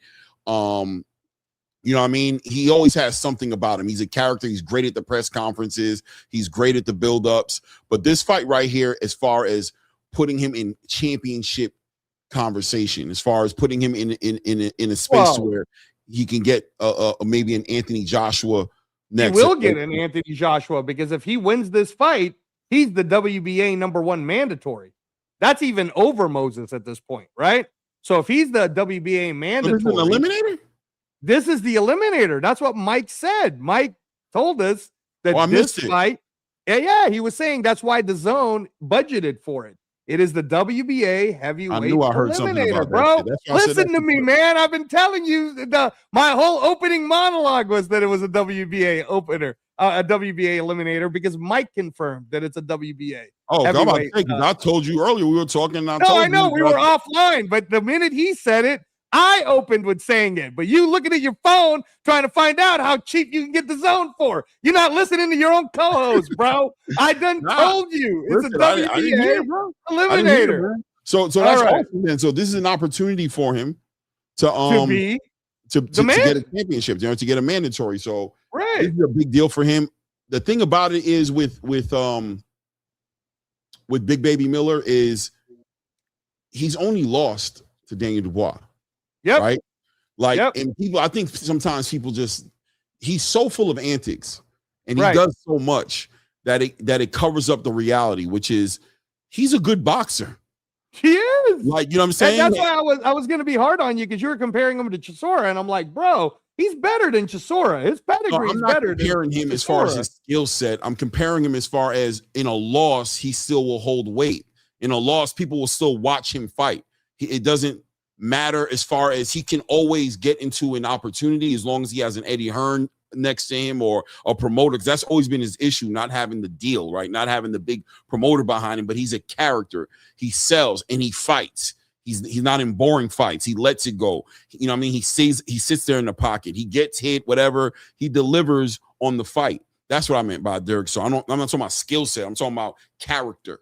You know what I'm saying? Right. Who he is, who Derek Chisora is. Like, people go to see Derek Chisora not because he can box great, but because of the delivery on the content, on the fight, on the action. You know what I'm saying? Right. So I'm not saying he's not dead in the water if he loses. He might be dead in the water as far as getting a belt. I don't know. You know what I'm saying? Right.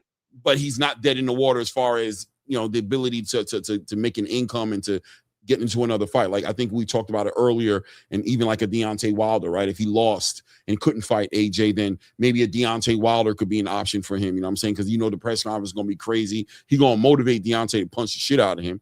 Maybe that Deontay might need a motherfucking Jarrell big Miller. He look like if he like you, he can't punch you. So right. No. I mean, what's got me excited about it is we're finally gonna get a chance. I mean, like what Mike was talking about with Lenier Pero. This is an Olympian. This is a guy with a great story background. He is 33 at this point in his career. He's 13-0, 8 knockouts. He's undefeated, and this is his first chance at being a mandatory position for the WBA belt. You watched his last fight with Jordy Thompson, and that looked rough, which is why we were sitting there going, well, a 37-year-old baby Miller, who I know he just had the whole hair ordeal in New York, but he's looking like he's in shape. He's 27 wins. I believe he's got the 22 knockouts. He's only got the 1 loss. This is a 50-50 fight, man. This is tough. And if Pero wins, now he's in the picture, bro. I mean, can we see a Pero Moses Itauma? I want you to think about that for a second, right? We're talking about the possibility of a baby Miller versus Jarrell Baby Miller versus Anthony Joshua for that July date on Netflix that they're talking about that Eddie Hearns already spoke of, right? Because Anthony Joshua needs an opponent. But what if Pero wins, right? Well, July 25th, brother, Moses Itauma, the prince to be the king, O2 Arena, main event on DAZN. Please don't make it a pay-per-view. Please don't make it a pay-per-view. It probably will be a pay-per-view. But what about this, Clay? WBA #1 mandatory eliminator, Pero versus Moses Itauma. This fight this Saturday has every implication that matters, and you guys should watch it. I'm going to watch it. Clay's going to watch it, even if he's on a shift. Everybody's watching this fight. It's important. It's an important heavyweight fight. The fight's happening in Vegas, right? Yeah, I know. I'm going to watch it. But I mean, what I'm saying is you'll be doing whatever you're doing. Like, no, I'm not. Oh, you won't be? Is it Saturday night? Okay, let me check the time. Because I asked you earlier, man. See what happens, y'all. I asked you if we're going to do a watch party, and you said we weren't going to be able to. No, because you were trying to. For a moment there, I forgot I was in Vegas because I don't know why you think I'm working Saturday night, but so I was like, I don't know. No, hold on, time out. Because the last time we had a chance to do a Saturday night call the card, you were working, bro. Oh, because remember Saturday night ever. No. We were doing the Iglesias Thursday night because you couldn't do that whole Saturday. Remember the Fury, and then after Fury, there was a fight, and we couldn't do a watch party. No, there was a nighttime fight component to it too, though. After the Fury, I forgot which night. I think it was Pro Box. Like, I mean, I probably just didn't do it. I just didn't do it, but all right, I don't. All right. So wait. I retracted back then. Clay is promising a watch party, y'all, for DAZN. Watch party again, alive. Clay, are you saying yes? I don't want to be a liar. Are you saying yes? I'm not saying nothing right now. I'm chilling. It's Thursday. I gotta go to work tonight. It's about time to wrap up the show. But if you know me, you know me. We'll see what happens. You know what I'm saying? Hey, man, I don't know. I don't even look at the likes. I didn't even look. I haven't asked y'all for the likes at all. Man, y'all better not be diabolical and I don't know what it looks like. I'm be honest with you. But if you didn't like, the likes are diabolical, Clay. Yeah, the likes are diabolical. You guys are the worst. Hit the like button for me, man. Hit the like button. Do that for the show, man. Shout out to everybody in the super chats, man. Today was a very colorful day. You know what I mean? I appreciate you guys. Subscribe to the channel, man. Let's hit that 4,000 mark, man. Subscribe to the channel. Tell a friend, man. You already know what it is at ATP Combat Media. It's the Rain Report. It's your boy Rain. It's that guy Reyes. You guys already know what it is at this point. We out.